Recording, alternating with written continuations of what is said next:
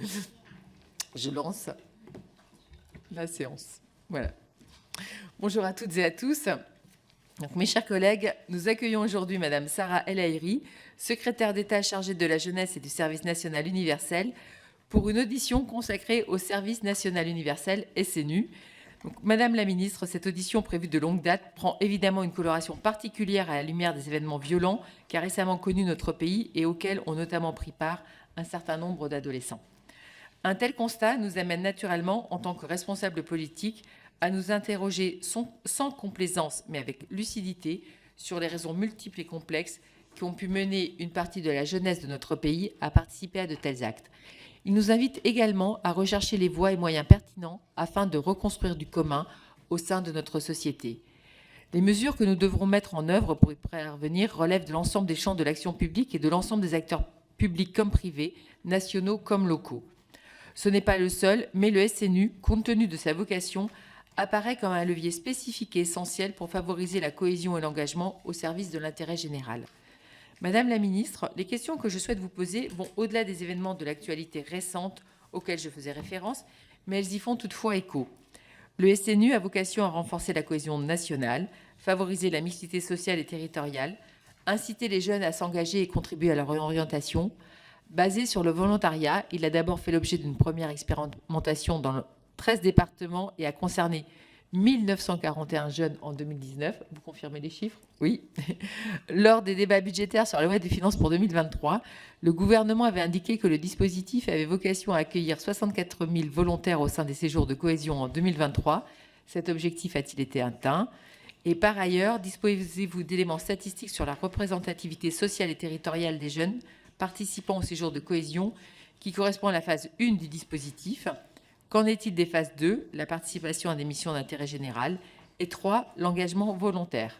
Et sur ces questions, je vous laisse la parole, Madame la Ministre.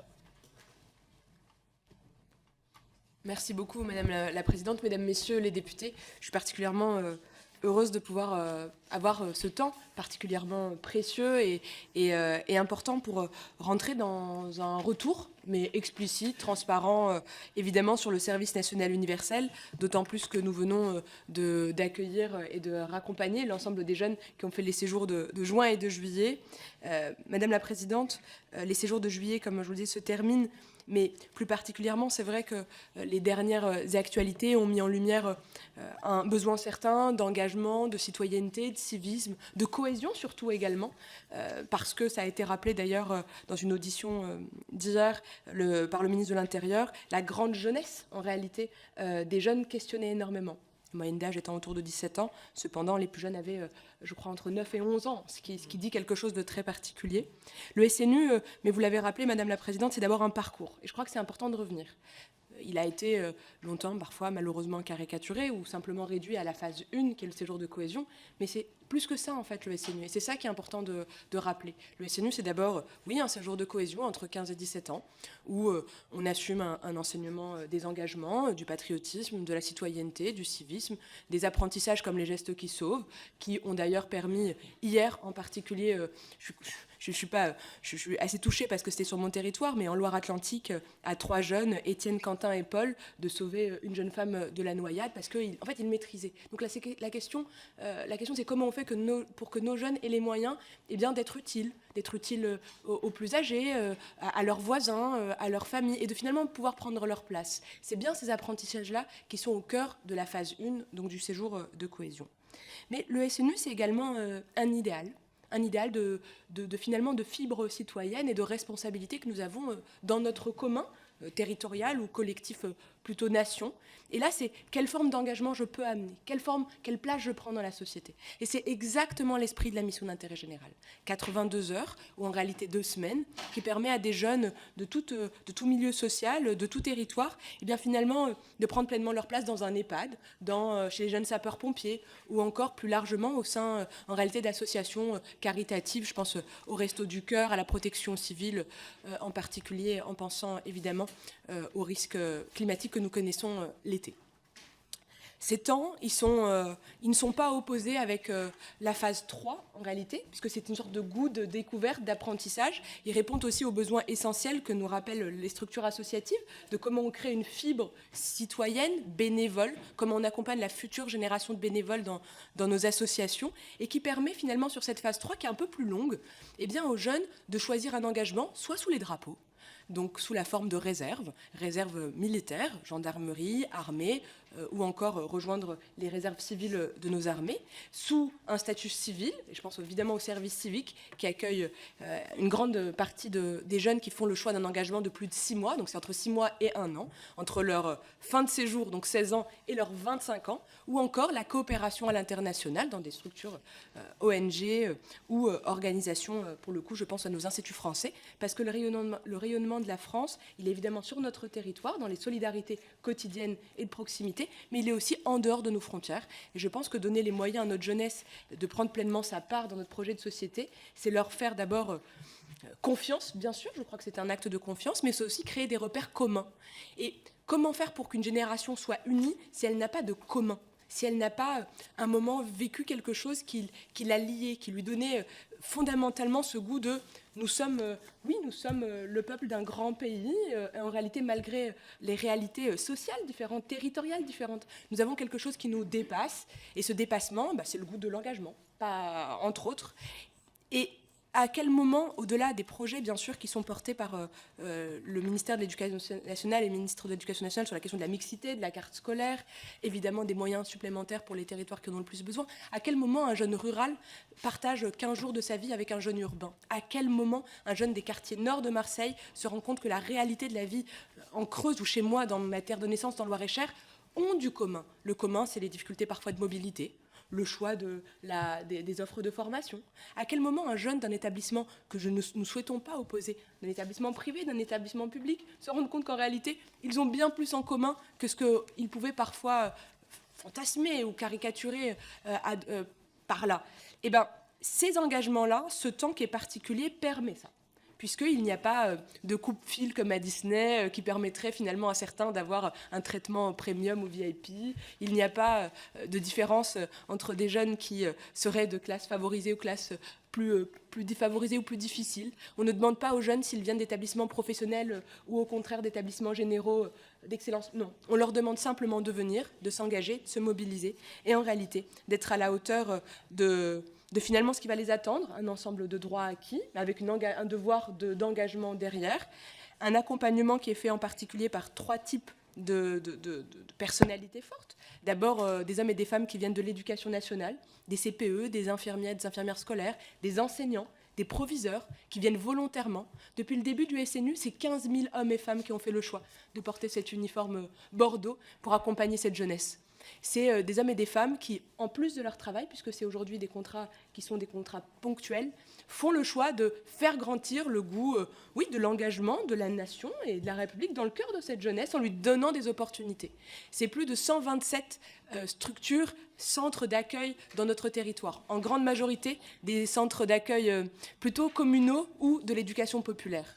C'est des conventions qui sont menées avec des grandes structures de l'éducation populaire. Je pense évidemment à la Ligue de l'enseignement, au Franca, au CMEA, à Léo Lagrange, à l'UCPA, à l'UFCV. C'est les grandes structures qui en réalité encadrent pour un tiers les jeunes, parce qu'ils sont formés, ce sont des animateurs, des éducateurs. Dans le cadre du projet pédagogique, c'est complémentaire. Et enfin, évidemment, c'est des hommes et des femmes qui viennent des corps en uniforme et qui ont servi sous nos drapeaux, qui sont dans un statut civil quand ils encadrent nos jeunes.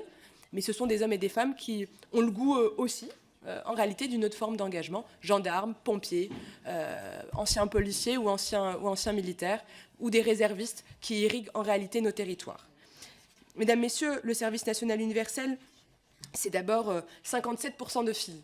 Oui, il y a plus de filles que de jeunes garçons, j'y vois un goût de l'engagement certain, mais c'est également 5,7% de jeunes qui viennent des quartiers prioritaires de la ville, 2,7% de jeunes en situation de handicap, parce que oui, le SNU est un projet qui est inclusif, profondément. D'abord des jeunes qui étaient principalement avec des handicaps qu'ils déclaraient. Et ensuite, cette année, on a fait le choix d'aller un peu plus loin avec un centre qui a été expérimental à Garches, où il y avait des jeunes avec des handicaps un peu plus lourds, en tout cas qui nécessitaient des soins, parce que le lieu le permettait. Et c'est parce que ce projet ne doit être interdit à personne, parce que c'est ça le rêve français. C'est si tu veux, si tu as envie, alors il y aura des hommes et des femmes pour t'accompagner, pour te permettre de vivre ça. Jamais le coût financier ne sera un frein, jamais la situation personnelle ou sociale ne sera un frein.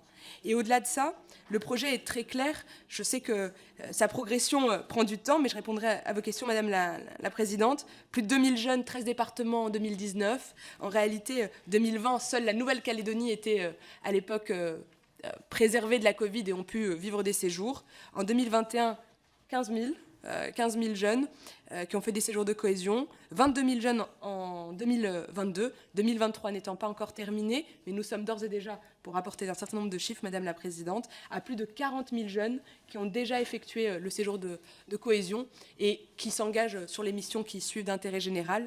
Mais surtout, il y a, au plus haut, nous étions sur une liste d'attente de plus de 10 000 jeunes qui souhaitaient bénéficier en tout cas de participer à ce projet.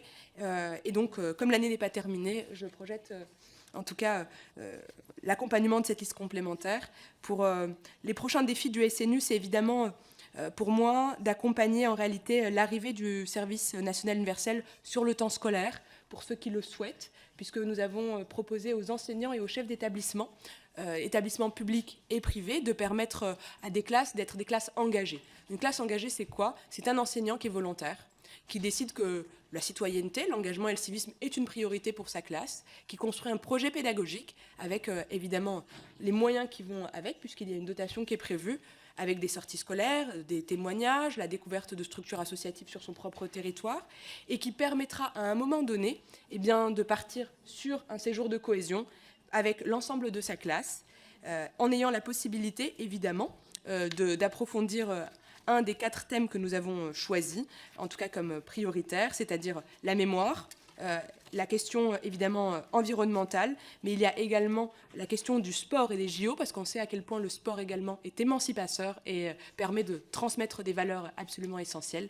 Et enfin, l'aide aux populations en réalité comment réagir face aux catastrophes naturelles, puisque nous avons vécu l'été dernier de grands incendies, des crues, 70% de notre territoire est à risque de crues, mais il y a des canicules. Alors comment faire, si nos jeunes le souhaitent, comment ils participent à la solidarité la plus proche et la plus locale? En tout cas, ils pourront faire ce choix-là s'ils le souhaitent. Des incitations, bien sûr, puisque le projet, il est reconnu pour ses compétences transversales développées, donc pédagogiquement parlant, je parle. C'est un moment qui est important parce qu'il vient compléter l'engagement volontaire personnel.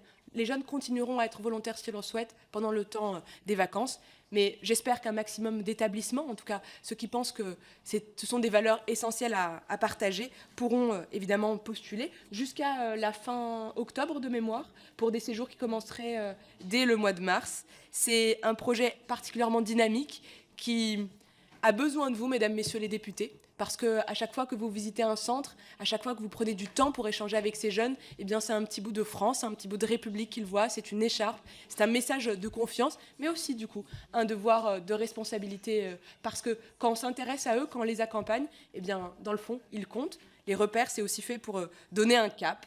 Et je crois que vous y participez très grandement à chaque fois que vous prenez du temps pour témoigner de votre mandat, bien sûr, mais au-delà de votre mandat, de votre engagement. Mesdames, Messieurs les députés, j'apporterai évidemment un ensemble de réponses très spécifiques, mais un point qui me tenait particulièrement à cœur. Pendant ces séjours, les jeunes les plus fragiles parlent, témoignent, ont un accompagnement, au-delà, je pense, de l'accompagnement, évidemment, du bilan de santé, comme on a connu à d'autres époques, des jeunes filles qui, plus en majorité, qui voient la parole se libérer parce qu'on a des temps évidemment de formation sur des essentiels. Je pense évidemment aux questions de harcèlement, de cyberharcèlement, de violences sexuelles et sexistes également. Et je crois que le renforcement de notre cohésion passe également par le renforcement de l'accès aux droits. Et cet engagement-là, eh bien, il est tenu pendant le service national universel. Voilà, Madame la Présidente, des propos liminaires assez court pour tenir le timing qui est souhaité. Merci Madame la Ministre, des propos courts mais denses. Et donc nous allons avoir maintenant les orateurs de groupe et nous allons commencer par le groupe Renaissance avec Fabienne Colbock. Merci Madame la Présidente. Madame la Ministre, vous l'avez dit, en 2019, le SNU a été déployé pour les jeunes âgés de 15 à 17 ans. Le SNU se déroule en plusieurs phases, stage de cohésion, mission d'intérêt général et un engagement citoyen au-delà de 3 mois. Cette phase a ses propres objectifs et permet aux jeunes de développer des compétences telles que le travail d'équipe, le sens des responsabilités et la solidarité. Les perspectives offertes par le SNU sont nombreuses. Ce dispositif permet d'abord aux jeunes de découvrir de nouveaux horizons, de développer leur esprit critique, mais aussi de favoriser leur insertion professionnelle en offrant aux jeunes des formations et des stages en lien avec leurs projets d'avenir. Il permet de redonner un cap et du sens à l'avenir de la jeunesse. Cependant, le SNU rencontre certains défis. Certains jeunes peuvent ne pas être motivés par ce programme et le considérer comme une contrainte. Afin de susciter l'engagement des jeunes, vous avez notamment annoncé le lancement du dispositif Classe engagée, permettant aux jeunes de réaliser le stage de cohésion sur des périodes scolaires. Par ailleurs, la mixité sociale au sein des groupes peut être difficile à atteindre. Malgré ces défis, le SNU a connu des avancées significatives depuis sa mise en place. De plus en plus de jeunes y participent chaque année, ce qui témoigne de l'intérêt croissant pour ce programme. Ce sont près, comme vous l'avez dit, 50 000 jeunes qui ont déjà participé au SNU depuis sa création. Les retours des jeunes qui ont participé au SNU sont globalement positifs. Ils soulignent l'importance de cette expérience dans leur développement personnel, leur ouverture d'esprit et leur engagement citoyen. J'ai pu le vérifier auprès du centre SNU de mon département d'Indre-et-Loire, où j'ai le plaisir à chaque fois de rencontrer ces jeunes engagés. Madame la Ministre, pourriez-vous nous donner les perspectives d'évolution que vous envisagez pour le SNU, en plus du dispositif Classe engagée? Comment favoriser l'engagement des jeunes venant de tous nos territoires, qui sont en quête de sens parfois, au-delà même du SNU, qui n'est pas obligatoire? Je vous remercie. Merci Madame la députée. Pour le Rassemblement national, Caroline Parmentier. Merci Madame la Présidente, Madame la Ministre, mes chers collègues. Je voudrais très concrètement attirer votre attention sur les difficultés rencontrées cette année par une jeune candidate pour intégrer le SNU. Je tiens tout d'abord à préciser qu'il s'agit d'un projet intéressant, mais de plus en plus fragilisé par son côté gadget présidentiel et par le fait qu'il ne touche qu'une toute petite partie de la population qu'il devrait concerner et qu'il a raté son objectif de mixité sociale. Premier point, il n'y a pas assez de place. L'une de mes proches est inscrite au SNU en février dernier. Elle a été placée sur liste d'attente. Combien de temps à l'avance faut-il s'inscrire pour espérer avoir une place? Le 5 juillet dernier, au soir, elle a reçu un message lui disant qu'elle pouvait rejoindre son centre de SNU avant 22h30 le soir même, dernier délai, puisqu'il y avait eu, semble-t-il, des désistements de dernière seconde. Mais elle n'avait plus la possibilité matérielle de le faire, d'où déception et frustration. J'imagine que de nombreux jeunes étaient dans son cas. Rappelons que les SNU avaient été présentés en 2018 par Emmanuel Macron comme la grande réforme de société du quinquennat et qu'aujourd'hui, 5 ans après, donc, même ceux qui souhaitent le rejoindre et qui ont la volonté de l'intégrer ne le peuvent toujours pas. Le terme de volontariat, en l'occurrence, n'est pas juste. Compte tenu de cette difficulté, comment justifiez-vous la rupture d'égalité que crée le bonus accordé sur Parcoursup entre les adolescents ayant participé au SNU et ceux qui n'ont pas pu y participer malgré leur volonté ? Comment prévoyez-vous d'améliorer le dispositif? Et où en est-on de votre proposition de l'intégrer dans le parcours scolaire sur la base du volontariat? Comment assurer la logistique nécessaire à l'accueil de 800 000 jeunes, les structures adaptées et le nombre d'encadrants nécessaires? Je vous remercie. Merci Madame la députée. Pour LFI, Léo Walter. Merci Madame la Présidente, Madame la Secrétaire d'État. Lorsque Jacques Chirac annonce le 28 mai 1996 la fin du service militaire obligatoire, c'est un soulagement pour nombre de jeunes hommes. Certains s'y retrouvaient tout à fait, mais pour les autres, les alternatives n'étaient pas accessibles à tous et ressemblaient parfois à une punition, l'objection de conscience entraînant par exemple le doublement du temps nécessaire pour remplir ses obligations nationales. Et nombreux sont ceux qui mirent en péril leur santé, voire plus pour y échapper. Nombreux sont ceux pour qui les souvenirs de cette année sous les drapeaux ne sont pas de bons souvenirs. Cependant, nous étions quelques-uns à penser que l'erreur du président Chirac était de ne pas le remplacer par un service national où l'option militaire ne serait justement qu'une option et où chaque jeune adulte pourrait choisir sa manière de s'engager au service de l'intérêt général. Une façon essentielle de donner à chacun, à chacune, un sentiment d'utilité et d'appartenance à la communauté nationale. Et voilà que sur une lubie du président Macron, le SNU viendrait combler cette lacune. Mais voilà, le SNU a tout faux. Première aberration, il s'adresse aux jeunes de 15 à 17 ans. Il ne s'agit donc pas de l'engagement de jeunes majeurs au service de la nation, mais bien d'un stage de citoyenneté inepte destiné à redresser, voire à dresser, des adolescents considérés a priori comme mal élevés. Deuxième aberration, il adopte une forme édulcorée du service militaire, réduisant les valeurs de la République au port de l'uniforme et au lever des couleurs. Troisième aberration, de recul en recul, vous chargez finalement l'éducation nationale de rattraper le coup, en espérant trouver assez d'enseignantes secondes volontaires pour priver leurs élèves de 2 semaines de cours et en y ajoutant une indigne carotte, promettre aux élèves qui s'y plieront des points supplémentaires sur Parcoursup. Que de contorsions pour imposer contre toute logique cette mauvaise idée. Je vous en conjure, Madame la Secrétaire d'État, renoncez au SNU, utilisez les crédits alloués pour soutenir notre école publique qui en a bien besoin ou pour relancer les colonies de vacances, écoutez nos propositions pour un véritable service citoyen réservé aux jeunes adultes et laissez l'éducation des adolescents aux professionnels. Merci. Merci, monsieur le député. Je rappelle quand même que c'est sur la base du volontariat, donc les jeunes mal élevés, je ne sais pas, voilà. Pour les Républicains, Isabelle Périgot. Ah non, c'est pas systématiquement, non. Non, monsieur Chudeau lève le doigt parce qu'il en est aussi régulièrement l'objet. Donc, mais rassurez-vous, c'est généralisé à tous les... Oui. D'abord, je vous remercie, mesdames et messieurs les députés, qui effectivement rappellent que c'est le rôle de la présidente. Et je rappellerai aussi que, même vis-à-vis de mon groupe, je l'ai déjà fait à plusieurs reprises. Donc, il n'y a vraiment aucune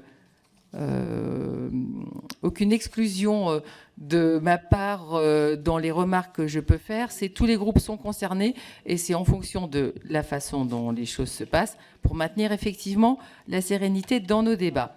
Donc j'en étais aux Républicains et à Isabelle Périgot. Merci Madame la Présidente, Madame la Ministre. Le groupe Les Républicains est évidemment très sensible au sujet qui touche la jeunesse et à la transmission des valeurs de citoyenneté et de cohésion sociale portées par le service national universel. Les récents événements montrent la nécessité d'apprendre à notre jeunesse à faire nation et de remobiliser autour de nos valeurs communes. Ce service national universel pourrait être l'un des moteurs, effectivement. Dans ma circonscription, en Seine-et-Marne, l'internat d'excellence de Sourdin est un des lieux qui a accueilli cet été 2 séjours du SNU. Je me suis donc fait un devoir d'y assister aux cérémonies de clôture de ces séjours afin d'aller à la rencontre, vous le disiez tout à l'heure, de ces jeunes Français qui ont souvent, pour la plupart, de façon bénévole, soif d'engagement. À l'origine, le service national universel a été créé, je le disais, pour favoriser le sentiment d'unité nationale autour des valeurs de citoyenneté, d'engagement et de cohésion sociale. Mais permettez-moi alors, Madame la Ministre, de m'étonner de 2 choses. Tout d'abord, lors de ces clôtures de séjour, j'ai quand même pu constater qu'une certaine idéologie transparaissait dans les restitutions ou différentes présentations que pouvaient être faites par les ateliers auxquels ils participaient tout au long du séjour de ces jeunes engagés. La question qui en découle naturellement est donc simple. Comment contrôlez-vous l'action des encadrants et des intervenants lors de ces séjours? Et ensuite, en discutant avec ces jeunes, j'ai pu constater également que de nombreux étaient ceux qui venaient de même milieu social, souvent plutôt issus de la ruralité, alors que l'objectif de ce SNU, vous le disiez tout à l'heure, c'était de favoriser le sentiment d'unité nationale et du rural et de l'urbain. Alors que comptez-vous faire, Madame la Ministre, pour favoriser une meilleure mixité sociale auprès des différentes promotions du SNU? Je vous remercie. Merci Madame la députée. Pour les démocrates, Laurent Crozier. Merci Madame la Présidente, Madame la Secrétaire d'État. Les valeurs de la République jouent le rôle de ciment dans l'unité de la nation. Elles sont ce qui permet de faire cohésion, ce qui unit les Français. Cet amour de la France, cet amour de la République, nous devons les transmettre. C'est une des missions qui vous a été confiée par le biais du service national universel. Le SNU est bien plus qu'un projet, c'est une ambition. Celle de permettre à des jeunes de régions différentes, de milieux sociaux différents, de partager une période de leur vie, de s'émerveiller ensemble de la richesse de notre histoire, de la grandeur de notre culture et de notre patrimoine. Quelle belle ambition que de vouloir faire vivre intensément le lien entre les jeunes et la République, que de vouloir développer la culture de l'engagement, du devoir et de la solidarité. À en croire le retour des jeunes, Le pari semble réussi. Ils disent sortir grandis avec une vision élargie du monde et une plus grande sensibilité aux valeurs de solidarité. À Besançon, dans ma circonscription, j'ai vu des jeunes fiers de chanter ensemble l'hymne national. J'ai vu des jeunes verser une larme à la fin de leur séjour. Je rêve de les voir défiler le 14 juillet aux côtés de nos sapeurs-pompiers. Nous avons tellement besoin de ces liens de cohésion, d'engagement et d'amitié dans cette société très individualiste, où la caricature, l'opposition systématique, l'invective sont tellement plus faciles que la modération, l'apaisement ou le dépassement, n'est-ce pas, chers collègues LFI? Je conclurai, Madame la secrétaire d'État, en citant comme vous Léon Gauthier, dernier héros français du débarquement de Normandie, qui nous a dernièrement quittés. Il expliquait inlassablement que s'il s'était engagé, c'était parce qu'on lui avait appris à aimer la France. Madame la secrétaire d'État, pensez-vous que la généralisation du SNU puisse être l'une des clés? Merci, monsieur le député. Pour les socialistes apparentés, Fatia Kelouachi. Je vous remercie, Madame la Présidente. Voilà, c'est bon pour le micro, normalement, maintenant. Donc, je vous remercie, Madame la Présidente. Madame la Ministre, depuis le début de mon mandat, j'ai eu à de nombreuses reprises pu vous faire part de mon opposition ferme à la généralisation du SNU. Au gré de vos déclarations, vous n'avez aucunement su atténuer malheureusement mes doutes sur celui-ci. Et il y a quelques semaines, par exemple, après un énième changement de cap, nous apprenions que le SNU empiéterait désormais sur le temps scolaire des lycéens. Et ce, en totale déconnexion avec les programmes scolaires de seconde, puisqu'il n'y a eu aucune modification, du moins de ce que je peux constater, ou intégration du SNU au bulletin officiel dans ce sens. Mes questionnements sont nombreux, mais je souhaite m'attarder aujourd'hui sur la question de la sécurité qui entoure l'organisation des séjours de cohésion. Mes doutes à cet égard ont été renforcés lors de ma visite sur le terrain dans un centre SNU que j'ai effectué la semaine dernière dans mon département de la Seine-Saint-Denis. Ainsi, j'ai pu y constater le profil très disparate des encadrants qui, derrière une terminologie non sans rappeler l'armée, tuteur de maisonnée, cadre de compagnie, etc., cachent en fait de très jeunes encadrants, souvent sans BAFA, ni expérience précédente dans l'animation, amenés à encadrer un public à peine plus âgé qu'eux. L'absence de formation harmonisée, de profil type d'encadrant et de garantie quant à leur capacité à encadrer un public mineur pose un véritable problème de sécurité. En l'absence de standardisation minimale du profil de ces encadrants, nous courons le risque de pratiques très aléatoires d'un centre à l'autre et même parfois dangereuses, alors que nous parlons ici d'enfants de 15 à 17 ans. Lors de ma visite, on m'a même confié l'existence de certaines dérives liées à certains profils d'encadrants. Comment comptez-vous donc agir pour enfin garantir la sécurité des mineurs participant à ces séjours de cohésion et comptez-vous enfin encadrer la formation et le profil de ces encadrants? Madame la ministre, pouvez-vous laisser, on ne peut pas laisser au bon vouloir des encadrants ou au hasard décider des conditions de sécurité dans lesquelles se déroule le SNU. Merci, Madame la députée. Pour les écologistes, Jean-Claude Roux. Merci Madame la Présidente, Madame la Ministre. Au lieu de commencer par vous poser une question, je vais y répondre sans tarder, même si vous aurez évidemment tout le loisir de revenir sur nos divergences. L'engagement est-il unique? La réponse à cette question est bien évidemment non. Pourtant, le contraire est en filigrane derrière le SNU, l'uniformisation d'une classe d'âge en uniforme. Moi qui ai passé un an sous les drapeaux, je ne vois toujours pas l'intérêt d'un service réduit à une portion aussi congrue. Derrière l'expression « classe engagée », on insinue que seuls les élèves qui auront fait le SNU seront engagés, du moins cocheront les cases de votre vision de la société. Alors que les engagements de nos jeunes sont divers, et il faut les reconnaître ainsi, dans la vie familiale, scolaire, associative, militante ou citoyenne, pour une cause ou dans leur commune. Vous disiez sur Télématin, plus de jeunes le feront, mieux le pays se portera. Madame la Ministre, je ne peux souscrire à vos propos, ce serait si facile et c'est si réducteur. Élargissez votre propos sans promouvoir l'embrigadement et la pensée unique. Notre pays ira mieux en offrant à la jeunesse le choix, la confiance, surtout la confiance. Parfois, quand les jeunes s'engagent pour le climat et leur avenir, on les qualifie d'éco-terroristes. Il y aurait donc les bons et les mauvais engagements. Je voudrais savoir si les budgets supplémentaires attribués au SNU, comme les 1 000 € par classe engagée ou les rémunérations des encadrantes par le pacte, se feront au détriment d'autres missions de l'éducation nationale ou du soutien à la vie associative et à l'éducation populaire.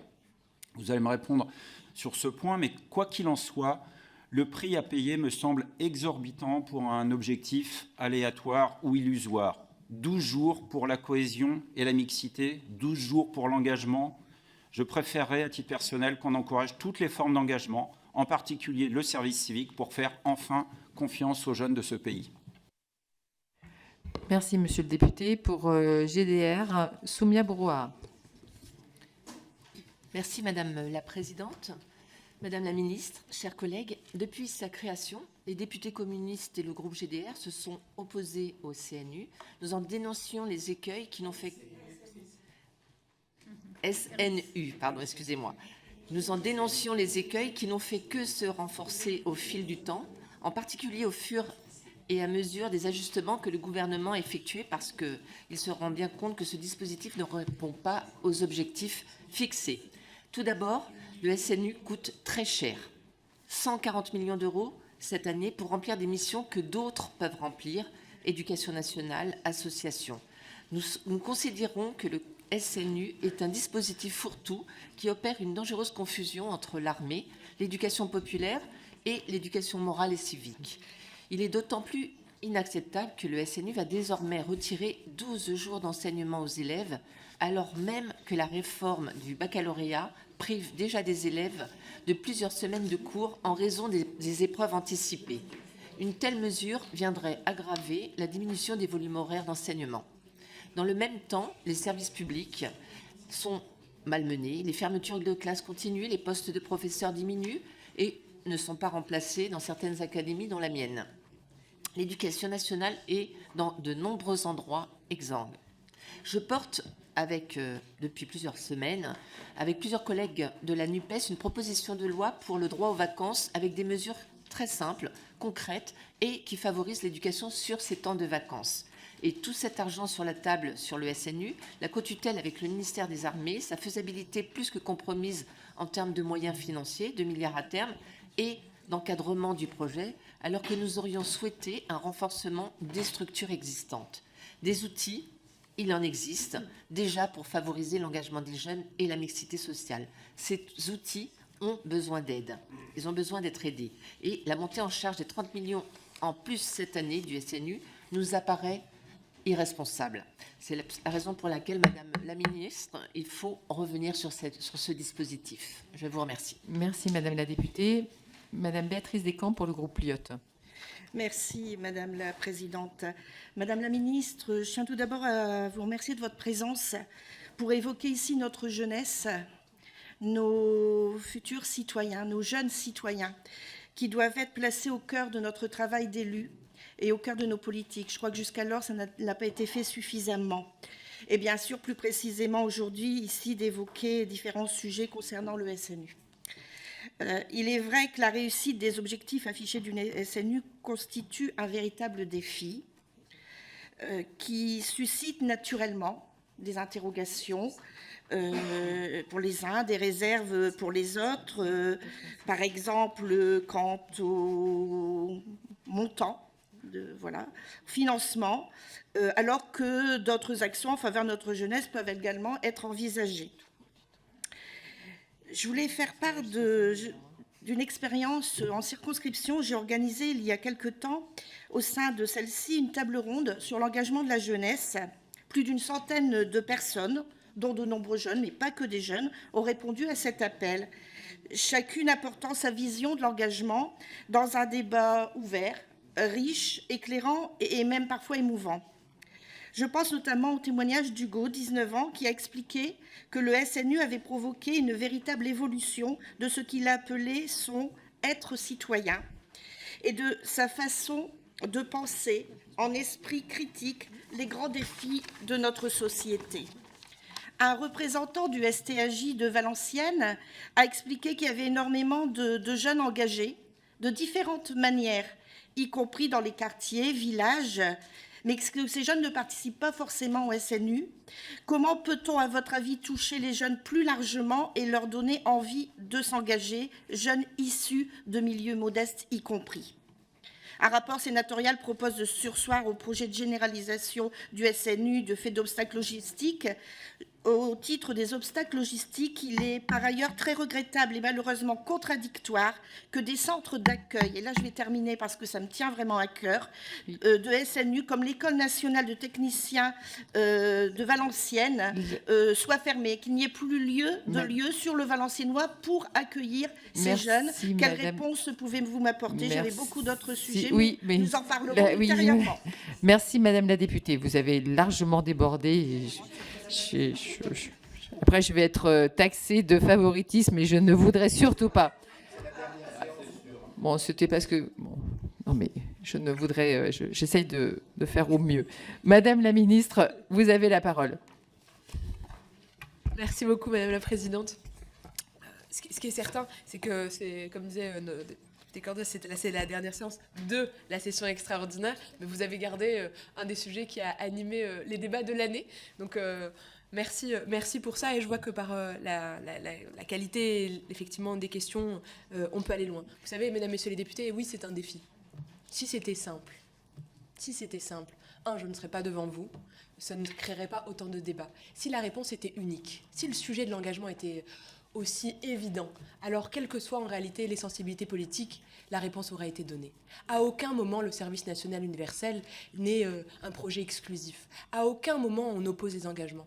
Moi, je suis particulièrement fière d'accompagner l'engagement des jeunes dans leur diversité. Quand ils deviennent scouts, quand ils deviennent jeunes sapeurs-pompiers, quand ils rejoignent une association environnementale, ou quand, au contraire, ils font le choix, pour le coup, de donner leurs après-midi à la SPA ou de devenir délégués de classe. Bien sûr que cette jeunesse-là, elle prend tout son sens. La question qui se pose, c'est les autres.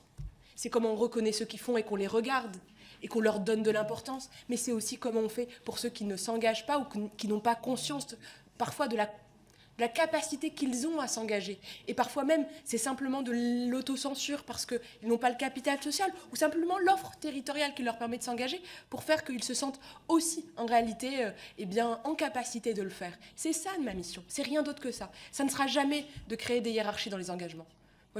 Moi, mon cœur vibre quand je vois au 14 juillet, sur les Champs-Élysées, le carré final, que ce soit le carré final des jeunes, avec des jeunes SNU, des jeunes en service civique, monsieur le député, parce qu'à aucun moment j'ai opposé les deux. Et la phase 3 du SNU, c'est le service civique comme opportunité. Quand on voit des jeunes des lycées militaires, mais aussi des jeunes sapeurs-pompiers, peut-être que ça ne vous touche pas, moi ça me touche, parce que cette jeunesse, elle prend du temps. Elle prend du temps de nos villes. Alors le 14 juillet, sur les Champs-Élysées, c'est un moment particulier, mais c'est la reconnaissance de la nation.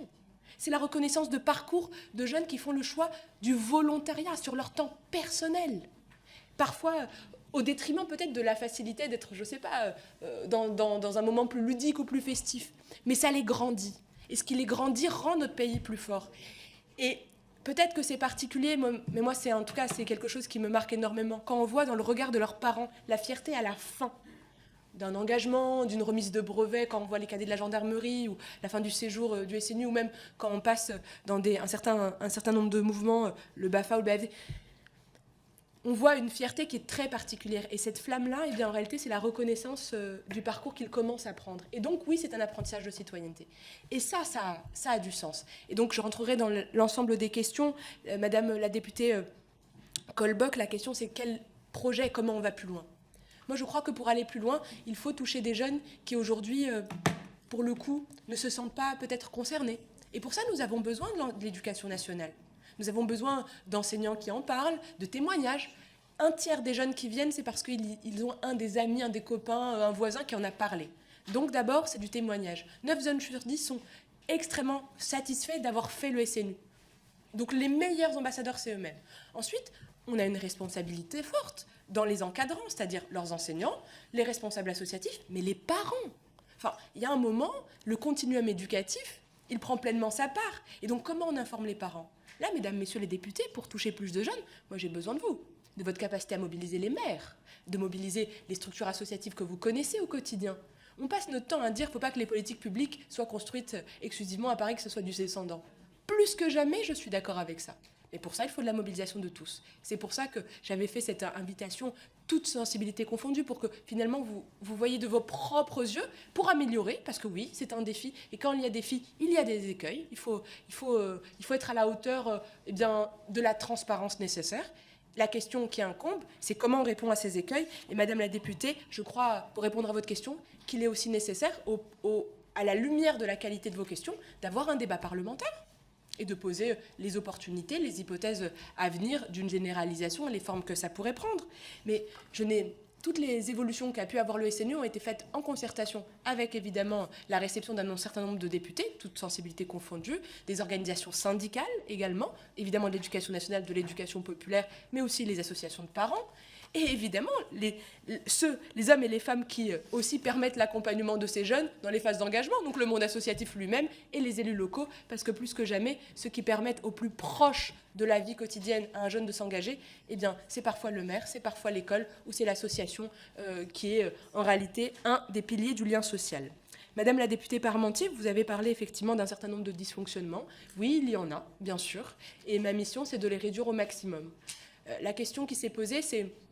Dans le fond, le SNU a été victime presque de son succès. Pendant longtemps, on nous a reproché, et même parfois très personnellement, de ne pas avoir atteint les objectifs. Ce n'est pas un totem. Je vous assure, je ne fais pas une course aux chiffres. Et donc, oui, l'année dernière, l'objectif était plus élevé que les jeunes accueillis, mais le plus important, c'était des accueilleurs dans de bonnes conditions, de bonne qualité. Et je n'ai jamais fait de ce chiffre quelque chose que je devais juste cocher. Cette année, nous avons eu la situation inverse. Nous avons eu plus de jeunes volontaires en réalité que de places ouvertes. Pour répondre à cela, l'année n'étant pas terminée, on expertise la possibilité d'ouvrir un autre séjour d'ici la fin de l'année pour permettre aux jeunes qui ont cette volonté de le faire, de pouvoir le faire. Exactement. Donc en priorité, ceux qui n'auront pas, qui vont avoir 17 ans d'abord dans l'année, parce que ceux qui pourront le faire l'année prochaine, sur les périodes estivales en particulier, vaut mieux les laisser pour ceux qui ont 15 ans cette année, pour ne pas priver, parce que plus que jamais, c'est ce goût de l'engagement qu'il ne faut pas réduire. Sur la question en particulier des transports et des jeunes qui ne viennent pas, ça arrive. Ça arrive en fait, alors, au dernier moment, ou parfois 2-3 jours avant, un message disant « je ne viens plus ». Pour les séjours de juin, il fallait s'inscrire en mai, au plus tard. Et donc face à ça, c'est un âge où ce sont des adolescents. Donc parfois, ça change d'avis. Le plus important, c'est qu'ils puissent nous le dire. Et donc, pour ne pas priver des jeunes qui sont sur liste d'attente, eh bien oui, c'est un peu tard, c'est vrai, mais c'est une opportunité de dernière minute disant, bah, écoutez, on ne va pas choisir la facilité de dire, bah, tu ne viens pas, c'est pas grave, et puis bon, bah, on fait le séjour. Alors, on offre la possibilité de venir à la dernière minute. Malheureusement, ça implique effectivement une mobilité rapide. Mais du coup, c'est là où nous avons besoin d'un message de responsabilité. Un jeune qui s'est inscrit et qui ne souhaite plus venir, il n'y a pas de drame. Mais plus vite il le dit, et là c'est vraiment en citoyen qui doit se comporter. Plus vite il le dit, plus vite il permet à un autre jeune de venir, et dans des conditions plus confortables qu'à la dernière minute. Mais nous ne souhaitons pas du coup gâcher l'opportunité d'un jeune si la place est disponible. Et évidemment, c'est dans les améliorations qui sont en cours. Vous avez parlé également, Madame la députée, de la question de la rupture d'égalité. En réalité, il n'y a pas de rupture d'égalité, puisque la priorité, c'est évidemment de permettre à tout le monde de s'engager. Mais je voulais revenir sur ce point de la reconnaissance de l'engagement dans Parcoursup. Il pose un certain nombre de questions, c'est légitime. Ce n'est pas le SNU exclusivement qui est reconnu dans Parcoursup. En fait, dans Parcoursup, il y a une case engagement, et dans cette case engagement, on reconnaît la démocratie scolaire, quand on est éco-délégué, délégué de classe, au CAVL, CVL, quand on est c'est un bonus. Quand on est jeune d'un conseil municipal jeune, régional ou municipal, quand on est jeune sapeur-pompier, moi, ma mission, c'est juste de faire que, oui, cette jeunesse-là, je crois qu'elle mérite qu'on le reconnaisse, cette part d'engagement. Quand on se préoccupe de l'autre, il n'y a pas de raison que ça compte pour du beurre. Moi, je ne crois pas. Moi, je crois que c'est très bien. Et cette partie-là, aujourd'hui, elle existe. Et c'est pour ça que j'ai simplement réappelé que s'engager dans le SNU comme s'engager dans un service civique ou s'engager dans les cadets de la gendarmerie ou dans une association en tant que bénévole, oui, ça compte. Et dans Parcoursup, c'est normal, en tout cas à mes yeux, que ça puisse continuer à compter, comme toutes les formes d'engagement qu'aujourd'hui nous offrons. Ben, plus que jamais, on leur permettra d'avoir plus de place. C'est une mission. Et en attendant, je pense qu'un jeune, en tout cas qui a envie, ma mission, c'est évidemment de faire que la liste d'attente soit la plus petite possible, mais ça donne de l'espoir pour notre jeunesse. Quand je vois ces jeunes avoir envie, eh bien, ça nous oblige. Il faut aller au bout de la démarche. Sur les questions Madame la députée Périgot, sur les différentes questions de transmission, du goût de la nation, parce que oui, ça transmet en fait ce goût de la nation, et c'est vrai que vous avez rappelé le mot. Le site de Sourdin est magnifique. Il est particulièrement développé, mais vous avez appuyé sur un point, je pense, qui est important, c'est la question de l'unité de la formation et du message, et de ne pas laisser s'installer dans des discours, des idéologies, pour reprendre votre mot explicitement. Pour cela, en fait, nous avons une réelle opportunité qui se développe. On est extrêmement vigilants parce qu'on les forme, hein, tous les encadrants sont formés à une pédagogie d'abord active, pour qu'il n'y ait pas ni de laxisme, ni trop, à l'inverse, de contraintes qui seraient excessives au cadre d'encadrement. Mais ce sont des professionnels d'encadrement des jeunes. Pour le coup, ce sont des gens qui sont formés, qui sont diplômés, qui viennent de 3 corps différents. Et en fait, la question qui se pose, c'est comment on fait pour que des gens qui ont des cultures différentes, initiales, éducation populaire, associative ou sportive, des gens qui viennent de l'éducation nationale et des jeunes qui ont servi sous les drapeaux, en réalité qui viennent vraiment de cultures très différentes, intègrent une culture commune dans ce projet-là, permettant du coup d'avoir une sorte d'alignement. Pour ça, des formations bien sûr, mais au-delà de la formation, et je crois que ça rejoint votre inquiétude, qui est tout à fait légitime, c'est la question de la fidélisation de nos encadrants. Demain, et du coup dès cette année, quand je dis demain, c'est à partir de la rentrée prochaine, nous projetons d'avoir des centres permanents, ce qui est une sorte de clin d'œil à Madame la députée Descamps dans la foulée, mais ça veut dire des centres permanents qui pourraient accueillir des classes engagées tout au long de l'année, mais aussi du coup des encadrants qui sont pérennisés. Et de fait, on aura moins en réalité de recrutement, je vais dire pas au coup par coup, mais séjour par séjour. Pour vous donner une échelle de vue, c'est 15 000 encadrants qui ont été recrutés depuis le début de 2019. En fait, c'est énorme.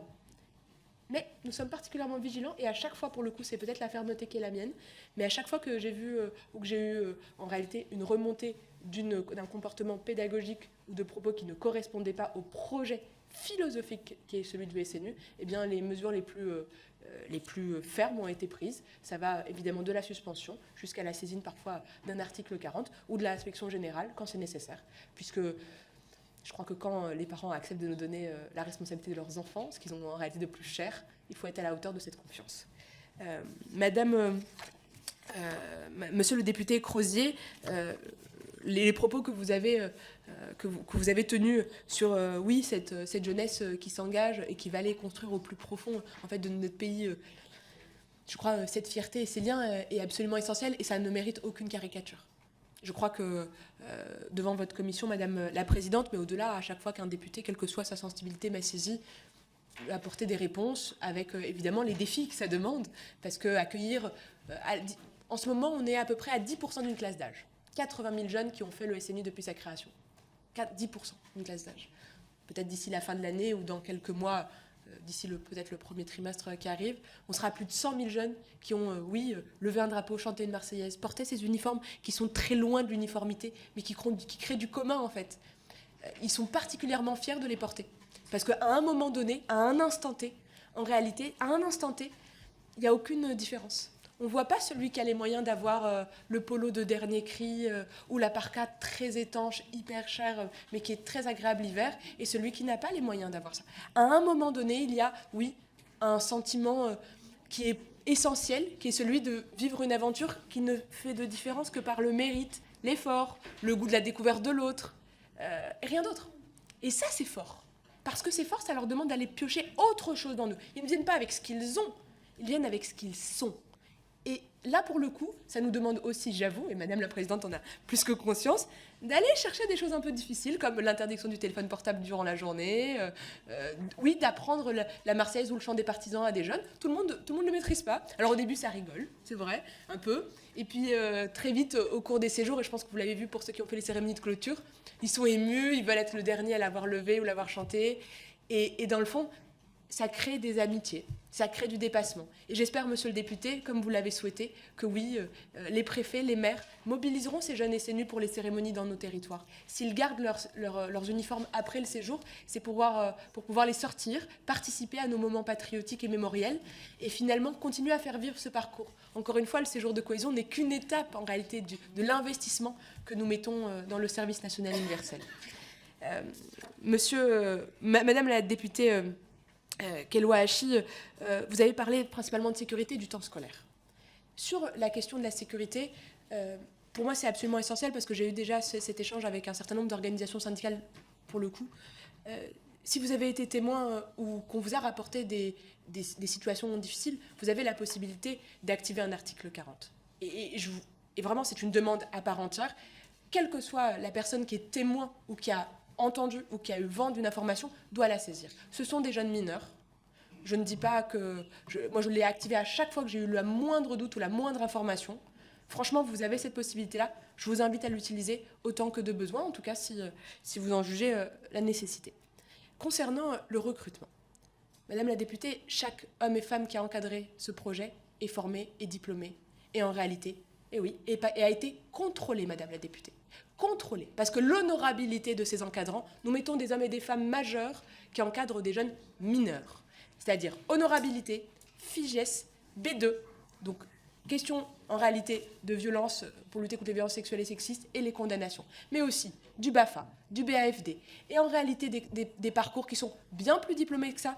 Un tiers de ces encadrants viennent du monde de l'éducation nationale. Ce sont des CPE, ce sont des proviseurs, ce sont des enseignants en réalité qui viennent sur leur temps pour participer à ce projet-là, et ils font ce choix-là. Ce sont des hommes et des femmes qui encadrent au quotidien des jeunes. Oui, mais l'autre tiers, Madame la députée, c'est des hommes et des femmes qui viennent d'éducation populaire. 2 tiers. Le deuxième tiers vient de l'éducation populaire. Et c'est qui? C'est les médiateurs, c'est les animateurs, c'est les gens qui encadrent nos enfants dans le monde associatif au quotidien. Que ce soit dans des colonies de vacances, que ce soit en réalité dans l'extrascolaire, le périscolaire, c'est eux, Madame la députée, qui les encadrent. Et le dernier tiers, c'est des hommes et des femmes qui sont des réservistes ou qui ont porté l'uniforme, mais nous ne le recrutons pas sans formation commune et particulière. Ensuite, ils sont en réalité formés dans un ensemble, c'est ce que je disais juste avant, pour avoir un commun de pédagogie, mais également de projet. Mais au-delà de ça, je crois que plus que jamais, il ne faut pas jeter l'opprobre sur les 15 000 hommes et femmes qui encadrent, puisque oui, ce sont des hommes et des femmes qui font ce choix-là, mais c'est des hommes et des femmes, Madame la députée, qui sont particulièrement formés et contrôlés. Sur le temps scolaire, Madame la députée, la proposition qui a été faite, c'est loin d'être une proposition qui est sortie de nulle part. C'est une proposition de volontariat qui a été concertée, consultée. J'ai commencé les consultations en janvier et qui a permis de proposer à des hommes et des femmes qui le souhaitent d'engager leur classe. Comme on fait un projet pédagogique, comme on fait le choix d'avoir une classe thématique. On a des classes arbitres, des classes défense, on a des classes culture, on a des classes qui font des voyages scolaires. À aucun moment, faire un projet pédagogique, emmener sa classe ou faire l'école hors les murs n'a été en réalité une perte de temps. Je crois que les compétences développées dans ces temps-là sont une chance. Et donc, plus que jamais, ça restera le choix des enseignants, qu'ils le souhaiteront ou pas. Madame la députée, Soumia Bohara, concernant la position du groupe, entre autres, GDR. Il se trouve que j'ai eu le grand plaisir de débattre avec Léon Desfontaines, qui était à l'époque le responsable des jeunes communistes, et qui est aujourd'hui, du coup, un des porte-parole du président Roussel. Et Madame la députée, c'était moins catégorique que ça, puisque le projet des communistes est un brin différent, bien sûr, mais il y avait plus de nuances, Madame la députée, dans le débat. C'était à la Fête de l'Humanité, il y a 2 ans maintenant. Pourquoi je vous dis ça? C'est parce que le SNU évolue, bien sûr, mais dans le fond, avec l'histoire de votre parti, il y a un goût de projet républicain extrêmement fort, de dépassement de l'assignation à résidence, avec une seule émancipation possible, le goût de la République pour l'emmener un peu plus loin. Et comment on fait pour donner à des jeunes qui viennent de milieux différents une sorte de confiance en eux plus forte pour que demain, ils transforment cette confiance en engagement? 15 jours ne transforment pas tout. Le séjour de cohésion, ce n'est juste que la petite graine qui leur donne des repères, des possibilités, une capacité à se projeter. Ensuite, ce sera leur parcours individuel qui fera la différence. Mission d'intérêt général, engagement long, a posteriori sur la phase 3. Et ensuite, ce sera les citoyens qu'ils deviendront qui feront en réalité le visage de notre pays. Vous avez également parlé, Madame la députée, du budget, en disant que c'était beaucoup trop cher d'une certaine manière. Madame la députée, 140 millions. 140 millions pour un projet qui en réalité vient créer quelque chose de complémentaire avec les engagements qui existent. Pas 1 euro n'a été pris sur l'éducation populaire. 20 millions supplémentaires sur l'éducation populaire cette année. 15 millions sur l'éducation populaire, 20 millions sur le service civique. C'est 16% du budget de la jeunesse. 16%. Madame la députée, le service civique, 580 millions d'euros. C'est la phase 3. Et donc, à aucun moment, il est pertinent d'opposer engagement citoyen Et en réalité, service national universel, c'est en complémentarité. Et quand j'entends, mais pourquoi vous ne mettez pas ces 140 millions dans le projet de l'éducation nationale, Madame la députée?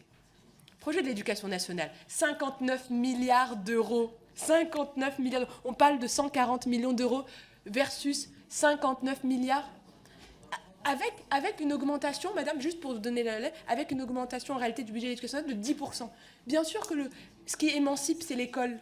C'est ce qui permet à notre jeunesse d'avoir un esprit bien fait, dans un corps en plus en bonne santé. C'est évidemment le projet d'un pays, c'est le projet d'une nation que d'élever ses enfants et de les amener évidemment à ces enseignements fondamentaux. Mais n'opposons pas. Et c'est pour ça que je remets un peu de nuance, parce que 140 millions sur 59 milliards, je crois qu'il n'y a pas un euro qui est mal dépensé dans le service national universel, sachant qu'un tiers, et vous allez y être sensible, Madame la députée, un tiers de la dépense est quand même un tiers qui est en réalité qui va aux structures qui accueillent les séjours, hébergements confondus, et ce sont bien les structures de l'éducation populaire qui accueillent. Et pour terminer, Madame la députée Descamps, vous avez parlé du témoignage des jeunes, et je crois que votre initiative est extrêmement importante parce qu'elle permet de montrer la pluralité des formes d'engagement, sans aucune idée de les hiérarchiser. Et c'est essentiel. Enfin, je veux dire, s'engager en réalité dans un EHPAD pour le lien intergénérationnel, s'engager dans le souvenir français pour faire vivre des questions mémorielles, s'engager chez JSP ou encore s'engager dans une association environnementale, il n'y a pas quelque chose qui vaut plus que l'autre. La question qu'on pose, c'est comment on fait pour qu'ils s'engagent. Parce que dès le moment que tu t'engages, eh bien, tu prends peut-être plus conscience de la valeur du commun que nous avons, mais aussi de la place et de la responsabilité que tu as dans ce commun. Et donc on n'est plus témoin ou juste à regarder ce qui se passe autour de nous. En fait, on le bâtit. Et quand on le bâtit, on en prend soin. Et si on en prend soin, alors le visage de notre société, en réalité, se développe. Madame la députée, sur le point particulier des sites permanents. Moi, je crois que le SNU, au-delà du projet qui permet de développer l'engagement, le goût de l'autre, la responsabilité que chaque citoyen a dans notre pays, il y a une opportunité d'aménagement du territoire. Aujourd'hui, 127 sites ont permis l'accueil de presque 17 000 jeunes dans les séjours de juillet. On parle d'une généralisation, ça veut dire une montée en nombre, en réalité, des capacités d'accueil. Ça veut dire aussi, dès la rentrée scolaire prochaine, des travaux qui nous permettront d'installer des centres permanents, permettant d'accueillir tout au long de l'année, et donc des opportunités d'aménagement du territoire sur peut-être des lieux qui permettraient soit de revivre, soit des lieux qui viennent plutôt du projet du bâti communal qu'on connaît, qui est un héritage d'éducation populaire, ou des sites, au contraire, de colonies de vacances, qui permettent entre autres d'avoir un modèle économique beaucoup plus stable. Et mesdames, messieurs les députés, puisque je regarde pour le coup à ma droite, mais qui en réalité est à la gauche de l'hémicycle, mesdames, messieurs les députés, le collectif de l'éducation populaire a d'ores et déjà proposé plus de 40 sites qu'il souhaite voir comme permanents. N'opposez pas éducation populaire et projets pédagogiques sur le SNU. Faisons évoluer, proposons, mais ne caricaturons pas. C'est un projet qui d'abord permet à des jeunes de faire le choix, de servir, de se dépasser et de rendre fiers ceux qui les entourent. Voilà, Madame la Présidente. Un dernier point, effectivement, sur vacances apprenantes, et parce que c'était la question de l'opposition et pourquoi on ne met pas plus d'argent, en réalité, dans des projets qui permettent le départ. Vacances apprenantes, ça a permis à 1 million de jeunes de partir. Dans Vacances apprenantes, il y a Colo apprenante qui a permis à plus de 250 000 jeunes de partir, et ça a été d'abord une réponse à la crise, mais qui a été pérennisée pour la 4e année consécutive. La question du départ en vacances est essentielle. On y croit, pour le coup, je regarde la présidente, mais notre majorité, pour le coup, le porte profondément, mais le porte avec une certaine continuité. D'abord, pour répondre effectivement aux conséquences de la Covid, entre 2009 et aujourd'hui, nous avons divisé par 2 le nombre de jeunes qui ne partent pas en vacances. Oui, mais c'était 17%, Madame la députée. Oui, et c'est encore beaucoup trop, mais c'est toujours beaucoup trop. Et on continuera à avoir ce combat jusqu'au dernier, parce que oui, c'est beaucoup trop. Mais voyons l'évolution. Quand on divise par 2 le nombre de jeunes qui ne partent pas en vacances au moins une semaine, puisque la réalité c'est au moins une semaine, ça va dans l'opportunité, en tout cas ça va dans le bon sens. Et dans les travaux qui sont menés aujourd'hui, il y a un projet de passe colo qui est expertisé et qui permettra, j'en ai la certitude, de permettre à plus de 80% d'une génération de partir. C'est les travaux que nous menons, entre autres, avec plaisir, mais parce que je crois que c'est complémentaire. Mais c'est simplement pour vous dire que oui, c'est dans le fond et dans la forme une continuité, et ça vient de l'enracinement du projet de vacances apprenantes que, entre autres, à l'époque, pour le coup, la majorité a conforté dans ses budgets, et je profite pour en remercier parce que c'était une des réponses à la crise Covid. Voilà, Madame la Présidente, les réponses. Merci, Madame la Ministre. Nous allons passer maintenant aux autres orateurs pour 1 minute avec Béatrice Piron, pour commencer. Merci, Madame la Présidente. Madame la Ministre, merci pour votre présence au sein de notre commission ce matin. Le mois dernier, vous avez annoncé la mise en place d'un séjour de cohésion de 12 jours dans le camp du SNU volontaire à compter de mars 2024. Il se déroulera dans le cadre d'un projet pédagogique de classe. Cela permettra d'offrir à bien plus de jeunes l'opportunité de développer leur culture de l'engagement et de vivre en séjour dans une optique de brassage socio-géographique. La mixité attendue ne pourra résulter que d'une garantie pour ces élèves d'une même classe d'être regroupés avec des jeunes venant d'autres horizons géographiques ainsi que d'autres types d'établissements scolaires. Les classes de CAP seront-elles incluses, par exemple, ou uniquement les secondes? A-t-on confirmation qu'ils changeront de département ou de région et d'environnement, rural, urbain, par exemple?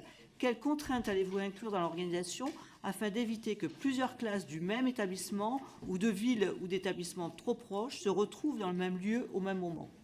Merci. Merci, Madame la députée. Mes chers collègues, juste si vous pouviez parler un tout petit peu moins fort, parce que autrement ça fait un brouhaha et c'est pas très agréable. Sophie Blanc. Je vous remercie, Madame la Présidente. Madame la Ministre, dans une interview au Figaro du 15 juin dernier, vous esquissez le nouveau format du SNU qui passerait, je vous cite, sous une forme de projet pédagogique de classe et proposé à des élèves de seconde issus de lycées volontaires. Et vous ajoutez, il n'y aura pas d'obligation, un peu comme un voyage scolaire. Alors, passer d'un SNU à une sorte, je me permets l'expression, de classe verte ne me semble pas présenter un signal fort de la volonté de l'Élysée de tendre vers un renforcement de la cohésion au sein de la jeunesse au moment où nous venons d'assister à des journées d'émeutes qui ont vu des jeunes gens scolarisés détruire et brûler des établissements scolaires, de nombreux établissements scolaires. Donc ma question sera la suivante: l'intégration du SNU au sein d'un des multiples projets pédagogiques de l'éducation nationale vous semble-t-il le meilleur moyen de renforcer la cohésion de la jeunesse autour de la nation? Je vous remercie. Merci, Madame la députée. Céline Calvez. Merci Madame la Présidente. Madame la Ministre, alors que notre société aspire toujours plus à une meilleure égalité entre les femmes et les hommes, il est essentiel d'examiner comment le SNU y contribue. En effet, le SNU permet de renforcer le sentiment d'appartenance à la nation, de promouvoir les valeurs de citoyenneté, de solidarité, tout en favorisant l'engagement des jeunes. Il est primordial que les jeunes femmes et les jeunes hommes puissent jouer un rôle actif. À ce titre, vous nous avez informé que les filles participaient à hauteur de 57%. Bravo à elles et bravo à vous. Des mesures doivent-elles être envisagées afin d'assurer la participation des jeunes garçons à cette expérience nationale? Par ailleurs, le SNU constitue un outil majeur de formation, d'acculturation des jeunes générations afin d'apporter des réponses concrètes aux discriminations de genre. Pourriez-vous nous confirmer que les activités réalisées par les jeunes citoyens au sein du SNU, ainsi que leur cadre de vie lors de ce service, prônent et assurent le respect de l'égalité entre les femmes et les hommes? Je vous remercie. Merci, Madame la députée. Paul Vannier. Merci, Madame la Présidente. Madame la Ministre, je crois que vous avez bien résumé le projet que porte votre gouvernement. Moins d'écoles, plus de SNU. Moins d'écoles, 12 jours de moins pour ces jours de cohésion que vous envisagez à partir de l'année prochaine, et donc plus de SNU. Moins d'écoles, c'est les 1500 postes d'enseignants qui ont été supprimés par le dernier budget de 2023 et qui vont aussi avec une augmentation des moyens, 200 millions d'euros pour le SNU. Ce choix traduit, je crois, une conviction idéologique très marquée, presque caricaturale. Il vaudrait mieux plus d'encadrement à dimension militaire que d'encadrement pédagogique pour notre jeunesse. Et il n'est ainsi pas surprenant de voir un arc. Je ne crois pas qu'il soit si républicain, je le décrirais plutôt comme autoritaire, qui va de l'extrême droite, et elle l'a exprimé là vigoureusement, jusqu'à la Macronie, soutenir votre projet et votre politique, alors qu'à l'inverse, de nombreuses organisations lycéennes, des fédérations de parents d'élèves, je pense à la FCPE notamment, des organisations syndicales enseignantes dénoncent votre conception de la place de notre jeunesse et votre projet de SNU.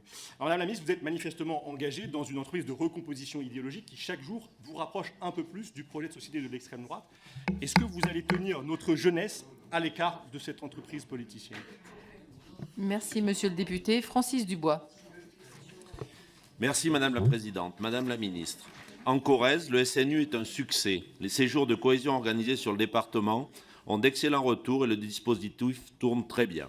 Aucune dérive, comme on a pu le voir ailleurs, n'a été constatée. Les encadrants mobilisés pour suivre les jeunes sont très professionnels et performants, avec des profils complémentaires. Ils font preuve d'un engagement sans faille pour transmettre à la jeune génération les valeurs de notre République et du bien vivre ensemble. La Corrèze, terre de résistance, authentique et chiracienne, reste candidate à l'accueil du séjour SNU car elle dispose des infrastructures adaptées, sportives et culturelles et de toutes les ressources humaines nécessaires à la réussite de l'accompagnement des jeunes. Au vu de ce retour d'expérience positif, je serai pour ma part favorable à la généralisation du SNU pour tous les jeunes en âge d'y participer, sans dispense.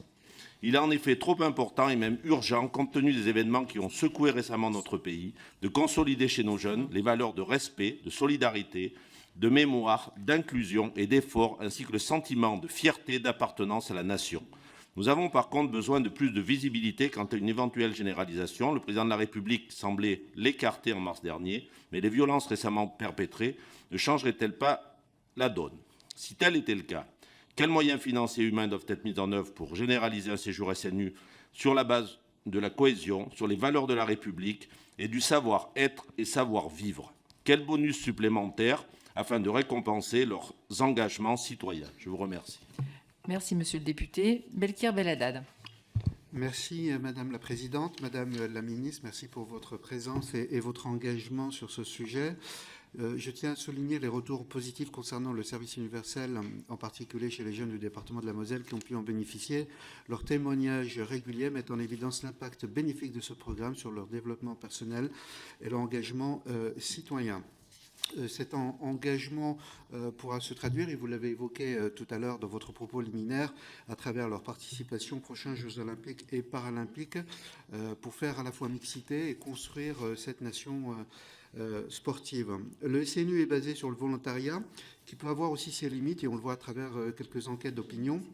Ma question, c'est comment aller chercher ces jeunes très éloignés de l'école, de l'emploi, qui sont parfois en rupture familiale.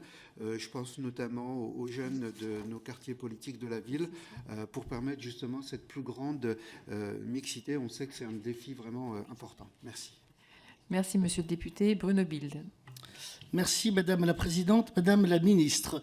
L'actualité récente avec les émeutes et son lot de violence nous démontre qu'une partie de notre jeunesse est complètement désœuvrée et pour ainsi dire perdue. Je rappelle que la moitié des personnes interpellées étaient des mineurs. En effet, quand quotidiennement l'autorité de l'État est attaquée et que nos valeurs communes sont bafouées, le SNU pourrait être un formidable outil de transmission des valeurs de la République et de l'amour de la France. Aujourd'hui, son bilan est contrasté à la frontière entre la colonie de vacances et le service militaire, coûteux, mal encadré. Le SNU peine à trouver son public avec un potentiel de 800 000 jeunes concernés chaque année. Seuls 32 000 participants se sont lancés en 2022 avec un objectif annoncé de 50 000. Comment comptez-vous transformer le SNU, qui tient plus aujourd'hui d'un stage accéléré de citoyenneté, en un projet plus ambitieux, plus sérieux, plus utile, pour que les jeunes retrouvent ainsi le goût de l'engagement au service de la France? Je vous remercie. Merci, monsieur le député. Eddy Boumerti. Merci, Madame la Présidente, Madame la Ministre. On ne compte plus les dysfonctionnements dans l'organisation du service national universel que Politis qualifiait même de bourbier logistique. Les critiques sont nombreuses et Florence Yabaden, sociologue spécialisée dans l'engagement et le travail des jeunes, estime même que le SNU est avant tout une mise au pas de jeunes considérés comme des sous-citoyens. À ce titre, l'aspect militaire du SNU semble, lui, fonctionner correctement et le site du ministère des Armées fait même la promotion d'une préparation militaire effectuée en février dernier par une vingtaine de jeunes âgés de 15 à 17 ans. Esprit de corps et maniement du fusil réglementaire de l'armée, parcours d'obstacles et marche suivie d'un bivouac, comme indiqué sur le site. C'est aussi ça, le SNU, l'aventure. Madame la ministre, Gabriel Attal, votre prédécesseur à ce poste, affirmait que le CNU était la réforme de société la plus puissante des dernières années. Promotion de l'ordre plutôt que de la loi, respect de la hiérarchie plutôt qu'esprit critique, obéissance plus qu'émancipation. Est-ce vraiment là les valeurs que vous souhaitez inculquer à nos jeunes? Merci, monsieur le député. Emmanuel Pellerin. Merci Madame la Présidente. Madame la Ministre, En tant que député de Boulogne-Billancourt, je souhaite attirer votre attention sur une question importante concernant le service national universel et plus spécifiquement les élèves étrangers qui n'ont pas la nationalité française, inscrits dans la classe volontaire pour un séjour de cohésion. Tout d'abord, permettez-moi de saluer les efforts du gouvernement pour promouvoir la participation et l'inclusion des jeunes dans cette initiative ambitieuse. Le SNU joue un rôle essentiel dans la formation citoyenne et le renforcement des valeurs communes. Et il est crucial que tous les jeunes, indépendamment de leur nationalité, aient la possibilité d'y participer pleinement. Cependant, je m'inquiète de savoir comment le SNU aborde spécifiquement la situation des élèves étrangers inscrits dans la classe volontaire. Ma question est la suivante. Quelles mesures concrètes sont mises en place pour garantir que les élèves étrangers inscrits au SNU bénéficient d'une expérience aussi enrichissante et inclusive que leurs pairs français, tout en respectant leur identité culturelle et leur diversité linguistique? Merci infiniment. Merci, monsieur le député. Philippe Fay. Oui, merci Madame la Présidente. Madame la Ministre, je ne vais pas développer ni poser ma question puisque vous l'avez largement abordée dans votre intervention. Cependant, je voudrais vous remercier Madame la Ministre pour votre dynamisme. Ça transpire réellement aujourd'hui dans la présentation du SNU. Peut-être ajouter que c'est un moyen également, ce dispositif est un moyen quand même qui est intéressant pour nos jeunes et qui pourrait être largement valorisé dans un CV. Merci monsieur le député pour cette question brève et concise. Non, qui n'était pas une question, mais c'était... Angélique Ranck. Merci Madame la Présidente, Madame la Ministre, chers collègues, bonjour et merci pour votre venue. J'ai beaucoup aimé les mots d'un sapeur-pompier encadrant le séjour à Douai qui expliquait au journal qu'à cet âge, les jeunes sont des éponges et que c'est le bon moment pour leur inculquer les valeurs et l'esprit de cohésion. C'est d'autant plus vrai après les crises de violence de la part des mineurs que la France a traversées dernièrement. Le séjour à l'équilibre entre loisirs et discipline oblige les jeunes à se retrouver sur un pied d'égalité et semble faire naître des amitiés, des réflexions et des comportements jusqu'alors insoupçonnés chez certains, et c'est une très bonne chose. Cependant, la physionomie du public accueilli manque de représentativité. En 2022, un tiers avait un parent issu du corps en uniforme, alors qu'il représente seulement 2% de la population. Ne faudrait-il pas accélérer l'expérimentation pour la généralisation afin que l'ensemble des jeunes se sentent concernés dès maintenant? Enfin, combien de lycées se sont portés volontaires pour celle-ci? Je vous remercie. Merci Madame la députée. Fabrice Le Vigoureux. Merci Madame la Présidente. Madame la Ministre, il y a souvent dans les témoignages et dans la voix des plus anciens de notre pays une émotion toute particulière lorsqu'ils relatent leur période de service militaire, devenu service national en 1997, puis service volontaire. Une émotion parfois nourrie par des amitiés anciennes, persistantes et scellées durant cette expérience de vie, de jeunesse si structurante, avec en filigrane la mise en exergue des vertus qu'on ne retrouvait pas toujours ailleurs, d'un brassage et qui transcendait les origines sociales des uns et des autres. Ma question est donc relative au profil des volontaires du SNU. Comment mieux favoriser la mixité sociale au sein du SNU au regard des chiffres de l'INGEP d'octobre 2022, je crois, qui montrent une sous-représentation des publics issus des quartiers prioritaires et des enfants d'ouvriers, par exemple. Je vous remercie. Merci, monsieur le député. Lisette Paulet. Merci Madame la Présidente. Madame la Ministre, le service national universel va-t-il devenir obligatoire? Cette question est sur toutes les lèvres des lycéens. Le Président avait en effet, dès sa campagne présidentielle de 2017, assuré vouloir renforcer le lien armée-nation grâce à la mise en place d'un service national de durée courte, obligatoire et universel. À cause du défi logistique, cela ne pourra pas se faire du jour au lendemain. Cette généralisation va-t-elle se concrétiser? Une partie de notre jeunesse est perdue. On voit que les repères nationaux s'effritent et que beaucoup ne se reconnaissent pas dans nos valeurs républicaines. Le SNU pourrait être une machine formidable pour créer des citoyens français. C'est un beau projet sur le papier, mais dans la réalité, c'est plutôt un flop. Alors que l'objectif avait été fixé à 50 000 jeunes de 15 à 17 ans en 2022, seuls 32 416 ont participé l'an passé. Comment allez-vous faire pour rendre ce projet plus attractif? S'il est obligatoire, à quel moment sera-t-il mis mis en place? Les jeunes feront-ils leur stage de 2 semaines pendant le mois de juin après la fin des cours? Ou voulez-vous inscrire dans le temps scolaire sous la forme de modules de quelques heures par mois? Je vous remercie. Merci Madame la députée. Véronique Rioton. Merci Madame la Présidente. Alors moi aussi j'apporte à la fois un témoignage et peut-être une question. Un témoignage en Haute-Savoie, le SNU, ça marche bien. Je trouve que cette initiative répond en tout cas à des besoins qui sont égaux partout sur le territoire. Pour autant, on trouve encore beaucoup d'enfants de cadres, d'enfants de gendarmes, d'enfants qui volontairement sont déjà éveillés finalement de ce qu'ils vont trouver dans ce temps-là. Et donc, pour moi, la question de la mixité est une question très importante. Je suis de 69 et donc, du coup, à mon époque, les garçons faisaient encore le service national. Et pour moi, c'était le lieu où les gens du Midi rencontraient ceux du Nord, les cadres rencontraient les ouvriers, la question de l'illettrisme était traitée. Donc, c'était vraiment un passage qui avait une vocation de citoyenneté qui permettait à nos jeunes de faire nation. Donc, sans revenir évidemment sur ce qui a été fait, et ravi que notre armée soit aujourd'hui professionnelle, je partage l'idée de la généralisation. J'aimerais avoir votre avis sur notre rapport du Sénat, et notamment sur les enjeux financiers. Merci Madame la députée. Roger Chudot. Merci Madame la Présidente, Madame le Ministre. J'avais 3 questions qui sont politiques et non polémiques. Les vacances approchent. On va pouvoir se détendre un petit peu. La première était relative à l'obligation. Elle a été posée par Elisabeth Paulet à l'instant. Le gouvernement a-t-il l'intention de rendre le SNU obligatoire? Et si oui, avec quel budget et quel calendrier? Deuxième question, s'il demeure facultatif, au moins pendant quelques années, comment être plus incitatif en direction des publics de jeunes qui en auraient le plus besoin?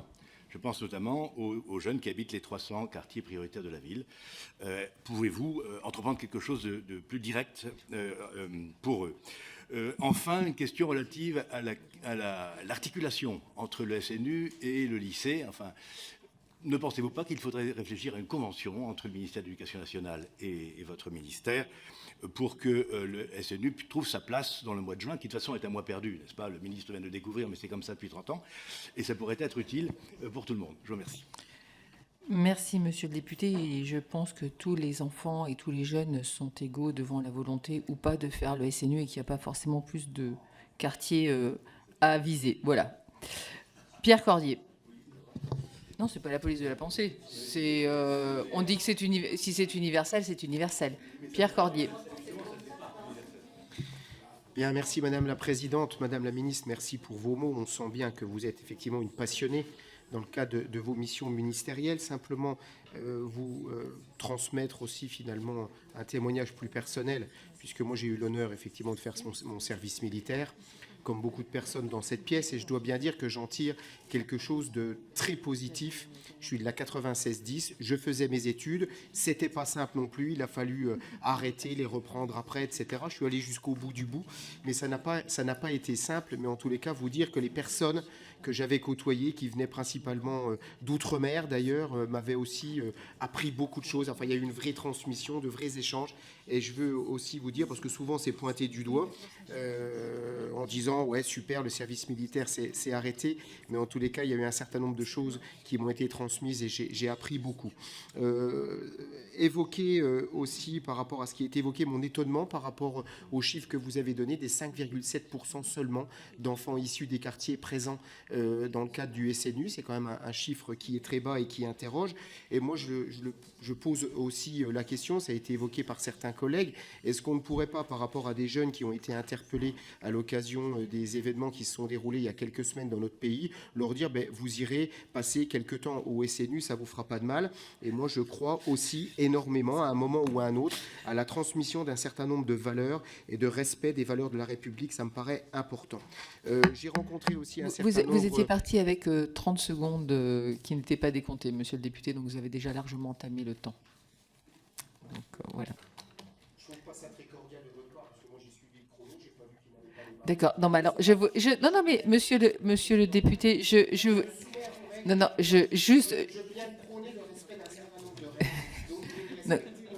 monsieur le député, juste, je vous disais pourquoi je tapais, mais j'ai bien compris que vous n'aviez pas vu, donc je vous laisse poser votre question Et puis voilà, mais pas continuer à tout contextualiser sur la question. Donc, vous pouvez poser votre question. Non, mais il faut juste que vous repreniez le micro, autrement on vous entend pas et c'est pas enregistré. Donc si vous voulez bien poser votre question. Non, bon, bah, écoutez, si vous avez décidé de faire, c'était juste. Non, mais c'est vraiment non. Oui, je pense que là, dans cette commission dont vous êtes un visiteur régulier, vous savez que ça se passe comme ça, qu'effectivement je tape pour prévenir que ça va être fini. Mais j'ai bien compris, c'est pour ça que je vous ai indiqué pourquoi ça s'était passé comme ça. Maintenant, si vous n'avez pas envie de poser votre question, vous ne la posez pas. Madame la ministre, vous avez la parole pour les réponses. Merci beaucoup, Madame la Présidente. Juste peut-être commencer par la question qui a été posée par notre collègue Béatrice Piron sur le brassage territorial et la mixité. Ils sont essentiels. Et quand on parle de mixité, souvent on a le réflexe de penser à la mixité sociale. Mais en réalité, ce qui est important, c'est de penser aux mixités au pluriel, mixité territoriale et sociale. Sociale, bien sûr, et ça, on regarde en réalité les métiers des parents, les origines sociales, mais aussi comment on crée cette unité par les territoires les plus ruraux, les territoires les plus urbains, le périurbain. C'est des réalités de vie qui sont quand même assez différentes. Et pour ça, même dans le projet, parce que c'était une inquiétude en tout cas qui était soulignée et légitime, dans le projet des classes engagées, Madame la députée, même si la classe va au même lieu, elle ne reste pas ensemble. Et donc du coup, en fait, la mixité, elle est construite par la composition des maisonnées. Et donc les jeunes ne restent pas dans un groupe classe exclusivement. Au contraire, ils sont mélangés en fonction évidemment des territorialités qui sont les leurs. Donc la mixité va dans ce sens. Madame la députée Sophie Blanc, vous avez repris une de mes expressions pour le coup dans le Figaro, effectivement, où j'ai parlé de voyage scolaire. Je vais expliciter ma pensée. Le SNU, effectivement, ce n'est pas un voyage scolaire, mais pourquoi j'ai utilisé cette expression? C'est plutôt dans les modalités. Et en fait, les modalités du voyage scolaire vont correspondre en réalité aux modalités de contrainte du projet Service national universel, classe engagée. Pour être plus explicite encore, concrètement, ça veut dire quand dans une classe, il y a un voyage scolaire et qu'un parent ne souhaite pas que sa fille ou sa fille parte en voyage scolaire, il peut évidemment ou elle peut évidemment le refuser. Ce sera en réalité cette modalité-là qui correspond. Mais j'aurais pu être plus explicite, je vous l'accorde. Le projet en tant que tel ne change pas, le SNU reste le SNU.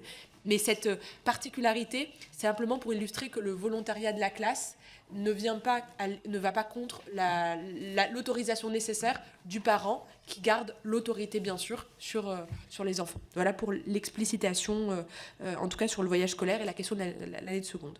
Madame la députée Calvez, merci de souligner la forte mobilisation des jeunes filles.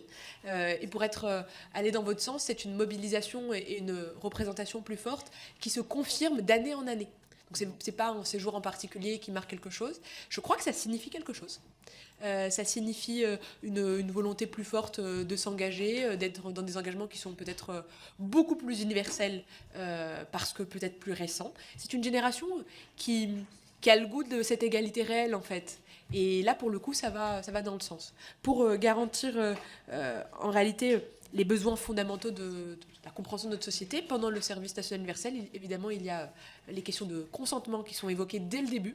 Parce que, rappelons-le, ce sont des jeunes entre 15 et 17 ans qui viennent de milieux très différents, qui ne se connaissent pas, et donc il faut du commun, et ce commun passe par les règles communes, évidemment les questions d'emploi du temps, bien sûr, mais surtout les questions, évidemment, de violences sexuelles et sexistes, de consentement, de harcèlement, et donc à partir de là, on repose les questions d'égalité immédiatement dès le début du séjour, et c'est souvent, d'ailleurs, 2-3 jours après que la parole commence à se libérer, et qu'il y a pas mal de témoignages, et parfois, de fait, la saisine des procédures nécessaires a posteriori.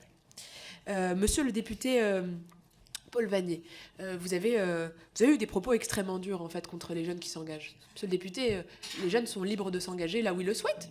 Oui, contre moi aussi, mais pour le coup, monsieur le député, contre moi, j'ai l'habitude. Mais pour le coup, moi, ma mission, c'est de ne pas être la police de la morale jugeant les engagements des jeunes. Ces jeunes-là le souhaitent. Ils viennent, ils participent, et ils font le choix en plus derrière, pour plus de 70% d'entre eux, de faire leur mission d'intérêt général dans la même année. Je ne vois pas pourquoi ces jeunes seraient moins bien accompagnés que d'autres. Au contraire, monsieur le député. Chaque jeune a le droit et la liberté, encore heureusement dans notre pays, finalement de choisir ce qui le touche le plus. Et j'en profite dans la foulée pour également répondre à la question de votre collègue qui était sur la promotion du SNU sur les sites des armées. Monsieur le député, bien sûr que la promotion elle est faite sur le site de l'Éducation nationale, sur le site des armées. Et quand vous parlez de cet article en particulier où il y a un maniement aux armes, le maniement aux armes n'a aucunement lieu dans le séjour 1, dans la phase séjour de cohésion. Par contre, les jeunes, sur leur mission d'intérêt général, ils peuvent choisir de s'engager dans une préparation militaire, comme ils peuvent choisir de rejoindre la SPA ou les jeunes sapeurs-pompiers. Ils sont libres de leur choix. Donc un jeune qui choisit dans la mission d'intérêt général de rejoindre une préparation militaire, eh bien j'en suis aussi fière qu'un jeune qui fait le choix de rejoindre la Croix-Rouge. Et donc nos armées se mobilisent aussi pour permettre des engagements.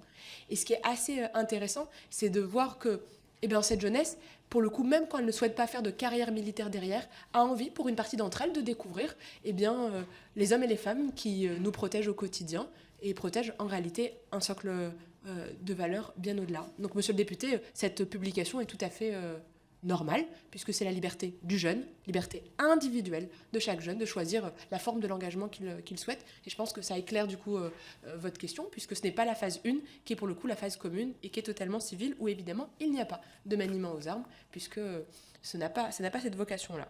Concernant monsieur le député Dubois, non, oui, je vous recherchais du regard, c'est pour ça. Merci pour vos mots. Je pense que vous avez plus que raison quand vous parlez du savoir-vivre dont ça fait la promotion. Je vous assure, monsieur le député, il y a des jeunes qui viennent et qui ont la chance d'avoir des parents extrêmement mobilisés à leur côté, qui ont déjà intégré un certain nombre de règles de vie en collectivité. D'autres, ce n'est pas le cas. C'est une réalité. D'autres, ce n'est pas le cas. Certains jeunes qui ont l'habitude de collectifs parce que scoutisme ou colo, mais quand communauté de destin et de partage de temps, d'autres, c'est pas le cas. Et donc, la question que pose le séjour également de cohésion, c'est finalement comment on fait pour créer du commun, des repères qui leur permettront à eux, en réalité, de trouver aussi, d'avoir les codes dans une société qui leur demande d'avoir des codes partagés. Mais ma mission, c'est aussi de faire que ces engagements citoyens ils soient au pluriel. Ce que je disais, en fait, on leur présente, on leur propose, ils rencontrent en plus des hommes et des femmes passionnés. Souvent, en plus, des élus, des bénévoles, des engagés. Et cette passion de l'engagement devient, en tout cas, à mes yeux, c'est un essentiel, ça devient pour eux des visages, des rôles modèles. Mais des héros du quotidien, les héros de notre quotidien, de notre vie commune. Et dans le fond, ça leur donne la capacité peut-être parfois à se projeter, parfois à dépasser des conceptions d'interdiction dans lesquelles ils s'auto-censuraient ou se privaient en tout cas de capacité à se projeter. Ça leur permet aussi, et ça rejoint les propos du député Cordier, ça permet aussi de rencontrer des jeunes très différents de soi. Monsieur le député Cordier, moi je suis particulièrement attachée au fait que des jeunes de l'Hexagone partent en métropole et que des jeunes des métropoles viennent dans nos séjours dans l'Hexagone, parce que oui, ces territoires font France. Et on a besoin en fait qu'ils vivent aussi des temps de communauté. Alors les voyages sont un peu plus longs, mais en général, les jeunes métropolitains qui partent en Outre-mer sont très heureux d'avoir été dans les grands chanceux qui font le départ. Mais c'est comme ça qu'on crée quelque chose qui nous transcende. Qu'est-ce qui fait qu'on se dépasse? C'est un projet, c'est un idéal. Et en fait, cet idéal, il faut qu'ils puissent se rendre compte qu'ils ont tous leur part dedans. Et ça va dans le sens de vos propos. Une généralisation, oui. Sans dispense, c'est la question qui se posera, mais en réalité, ça répond à un certain nombre de questions. Pas de dispense, ça veut dire obligatoire. Obligatoire, ça veut dire débat parlementaire, ça veut dire évolution législative. Et la seule et unique possibilité, en réalité, c'est la responsabilité et la force qu'a, évidemment, la représentation nationale de faire évoluer ce projet. Ce qui est certain, c'est que moi, ce que je suis en train de construire aujourd'hui, c'est l'acceptabilité la plus forte, le défi logistique, les centres permanents, la capacité à accueillir humainement.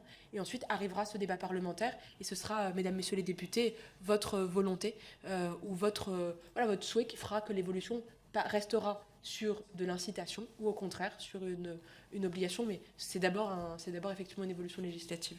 Concernant quand même ce qu'on peut faire pour aller un peu plus loin, si on souhaitait le rendre plus incitatif encore, Plusieurs pistes sont à l'étude. Dans le programme présidentiel, se posait la question du permis de conduire à un moment donné, sur un cycle long. La question arrivera à un moment ou un autre, évidemment, dans le débat. C'était un des sujets dans le programme. Moi, je pense aussi à un certain nombre de possibilités qui sont en discussion, mais qui sont aujourd'hui pas suffisamment mûres pour être totalement arbitrées. Ça va de la reconnaissance dans le parcours scolaire à la question du BAFA, au PSC1. Il faut plus une diversité. On parle aujourd'hui beaucoup de la formation, des gestes qui sauvent, de santé mentale, le PSC2 pour ceux qui ont déjà le PSC1. Mais en fait, il faut permettre quelque chose qui est la reconnaissance de celui qui donne. Et c'est l'équilibre entre ses droits et ses devoirs. On donne, on reçoit, et inversement. Et je pense que ça va plutôt dans le bon signe. Monsieur le député Belhaddad, vous avez parlé de la question de la capacité que le sport permet. Ça, je connais votre engagement sur les questions du sport, mais au-delà de ça, vous avez parlé de la mixité et comment on va chercher des jeunes qui sont plus éloignés encore. Ceux qui, peut-être, à qui ça ne traverserait même pas l'esprit de s'engager. Premier prescripteur, si vous me permettez l'expression, c'est d'abord, évidemment, les camarades de classe. Mais c'est aussi et surtout les enseignants, le monde associatif, et plus particulièrement sur... Vous avez parlé des quartiers populaires ou des enfants plus éloignés. Je pense aux enfants qui sont aujourd'hui sous la protection de l'enfance. Enfin, il y a des jeunes qui sont plus vulnérables en réalité. Pour eux, nous faisons des partenariats avec des associations en réalité territorialement enracinées ou qui portent des projets. Je pense à FAS, parce que c'est les derniers que j'ai en tête, qui vont en réalité aller plus en profondeur dans la sensibilisation, la présentation du projet. Mais j'en profite parce qu'il y a encore beaucoup de parlementaires et de députés qui sont présents. Il y a des maires qui font le choix de mettre une note d'information, par exemple, dans leurs bulletins municipaux. Ça compte beaucoup. Enfin, moi, je sais que moi, je suis une élue locale, donc je lis évidemment mon bulletin, mais en fait, beaucoup de gens lisent le bulletin municipal. Et je vous invite, voilà, peut-être, en tout cas, si vous pensez que c'est pertinent d'aller chercher cette mixité, également d'utiliser les moyens qui sont les moyens citoyens de notre vie quotidienne. Monsieur le député Bild, vous avez parlé d'amour de la France.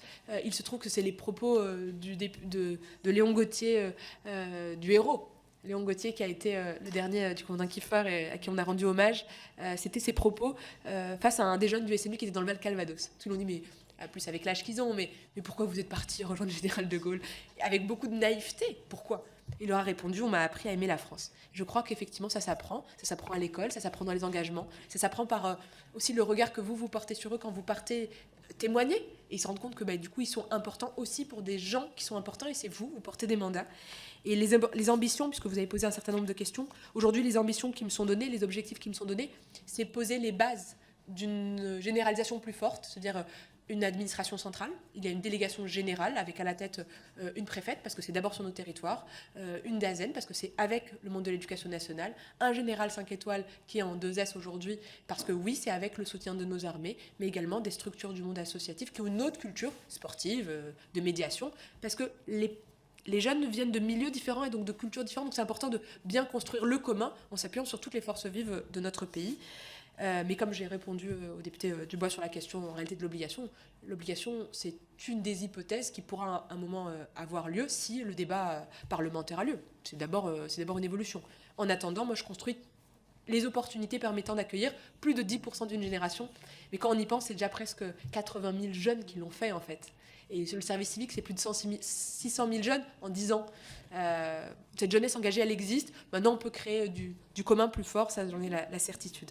Monsieur le député Boumerti, j'ai pu répondre à la question dès le début, mais du coup, il nous a quittés sur la question de la préparation militaire.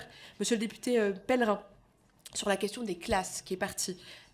Évidemment, toute la classe pourra partir. Il n'y a pas de jeunes qui ne pourraient pas partir en séjour de cohésion, quelle que soit pour le coup la nationalité, même si les séjours volontaires restent réservés strictement aux jeunes aujourd'hui français de 15 à 17 ans. Mais il n'y a on ne fait pas de tri dans une classe. Ce sont des jeunes qui sont scolarisés dans notre territoire. Monsieur le député, vous avez 1000 fois raison sur la question du CV. Parce qu'en fait, un recruteur, il voit quoi? Il voit quand on voit un jeune qui a un SNU, qui a des responsabilités associatives, il voit quoi? Il voit un jeune qui a fait le choix de donner de son temps, qui a développé des compétences, je pense par exemple à des chefs scouts. Mais ça veut dire qu'il a managé d'autres jeunes, ça veut dire qu'il a le goût de l'autre, ça veut dire que quand il passe le BAFA, qu'il est formé, parce qu'aujourd'hui on peut passer le BAFA dès 16 ans, qu'il est formé à l'encadrement, à l'écoute, mais ça veut dire qu'il a une part de... Il va chercher quelque chose de l'autonomie. Et donc, dans un CV, oui, ça compte beaucoup.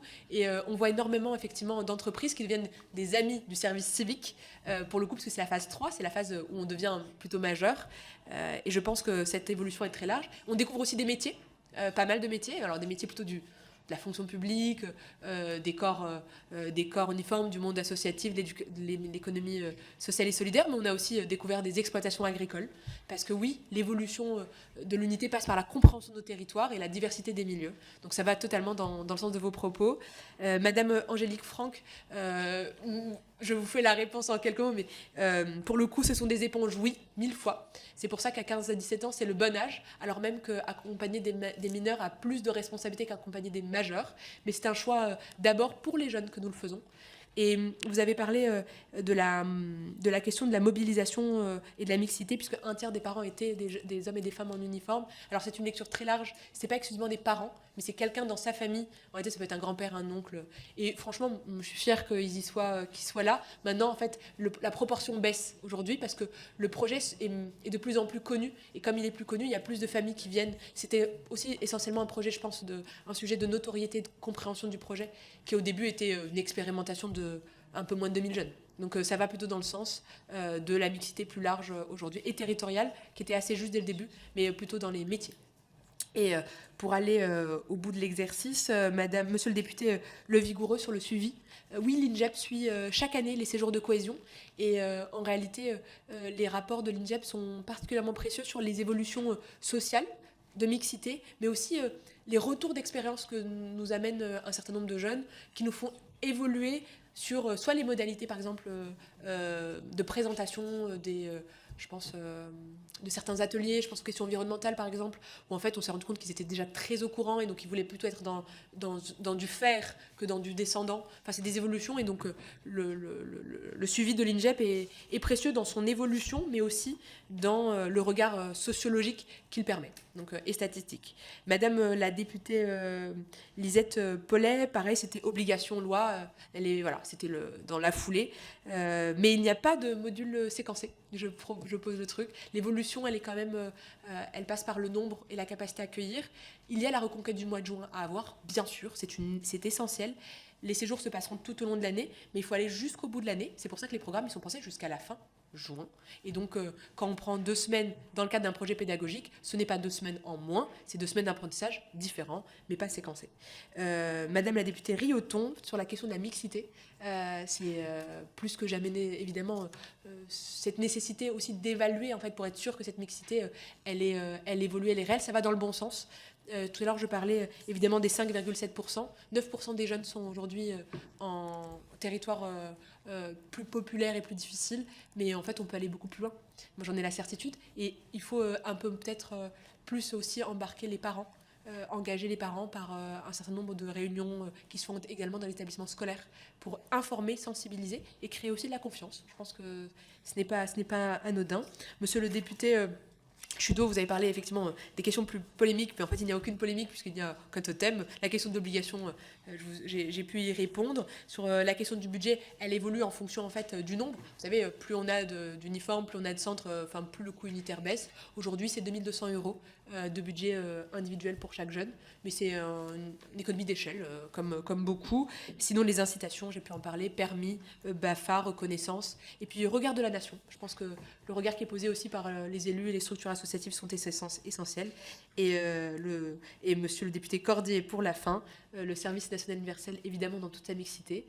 Je salue le souvenir qui a été le vôtre avec vos collègues du service militaire.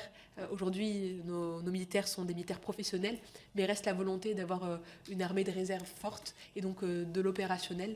On peut tous s'engager, chacun a la possibilité de le faire. À nous de présenter les engagements, en tout cas qui sont essentiels, en permettant à chacun de ne pas être assigné ni à son capital social, ni en réalité à simplement ce qu'il sait. Et pour ça, c'est une des opportunités, une démarche. Elle est loin d'être exclusive, mais elle n'est pas inutile. En tout cas, c'est la certitude que j'ai réussi à construire ces 3 dernières années. Effectivement, sur la question de le SNU n'étant pas c'est pas une punition.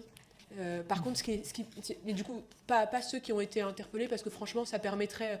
Le risque, ça serait de changer l'ambiance même dans les séjours de cohésion, et c'est pas l'idée. Par contre, ce qui est certain, Et pour le coup, quand ils font un service national universel ou quand ils ont un engagement citoyen, non, ils ne vont pas s'attaquer à une mairie, à un drapeau ou à une école, parce qu'ils ont le goût de la chose publique. Par contre, ceux qui ont été interpellés, évidemment, la réponse pénale doit être ferme, la réponse a posteriori éducative également. Et je pense que des stages de citoyenneté, on a un certain nombre de réponses qui existent pour les parents, pour les plus grands mineurs, mais également pour les enfants. Et ça sera la responsabilité, pour le coup, de la rentrée, de voir quelle va être la réponse. Mais il ne faut pas que ça reste impuni. Ça, c'est la certitude que je peux partager avec vous. Merci, monsieur le député. Merci beaucoup, Madame la Ministre, pour toutes ces réponses et pour votre engagement et la passion que vous y mettez. Donc, et nous nous retrouverons cet automne pour l'examen des crédits de la mission Jeunesse, Sport et Vie associative. Mais mes chers collègues, ne partez pas tout de suite parce qu'avant de nous séparer, nous devons procéder à la désignation des co-rapporteurs de 2 missions d'information. Donc pour la mission sur le financement public de l'enseignement privé sous contrat, j'ai reçu les candidatures de M. Paul Vanier pour le groupe LFI, à l'origine de la demande, et de M. Christopher Weisberg, nouveau membre Renaissance de notre commission. Pour la mission sur le sport au travail, je vous propose de désigner M. Carl Olive du groupe Renaissance, qui en a demandé la création, et Mme Claudia Rouault du groupe Socialiste Apparenté. En effet, l'idée de constituer une mission d'information commune à notre commission et à celle des affaires sociales a été abandonnée faute de députés de l'opposition de cette commission volontaire et disponible pour y prendre part. S'il n'y a pas d'objection, il en est ainsi décidé. Ainsi s'achèvent les travaux de notre commission au titre de la session extraordinaire et nous nous retrouverons le 20 septembre, donc je vais vous donner le programme, pour des auditions consacrées à la rentrée scolaire avec, d'une part, l'audition du directeur général de l'enseignement scolaire et d'autre part, une table ronde avec les organisations syndicales représentatives des enseignants du premier et du second degré. Et d'ici là, je vous souhaite à toutes et à tous de très bonnes vacances.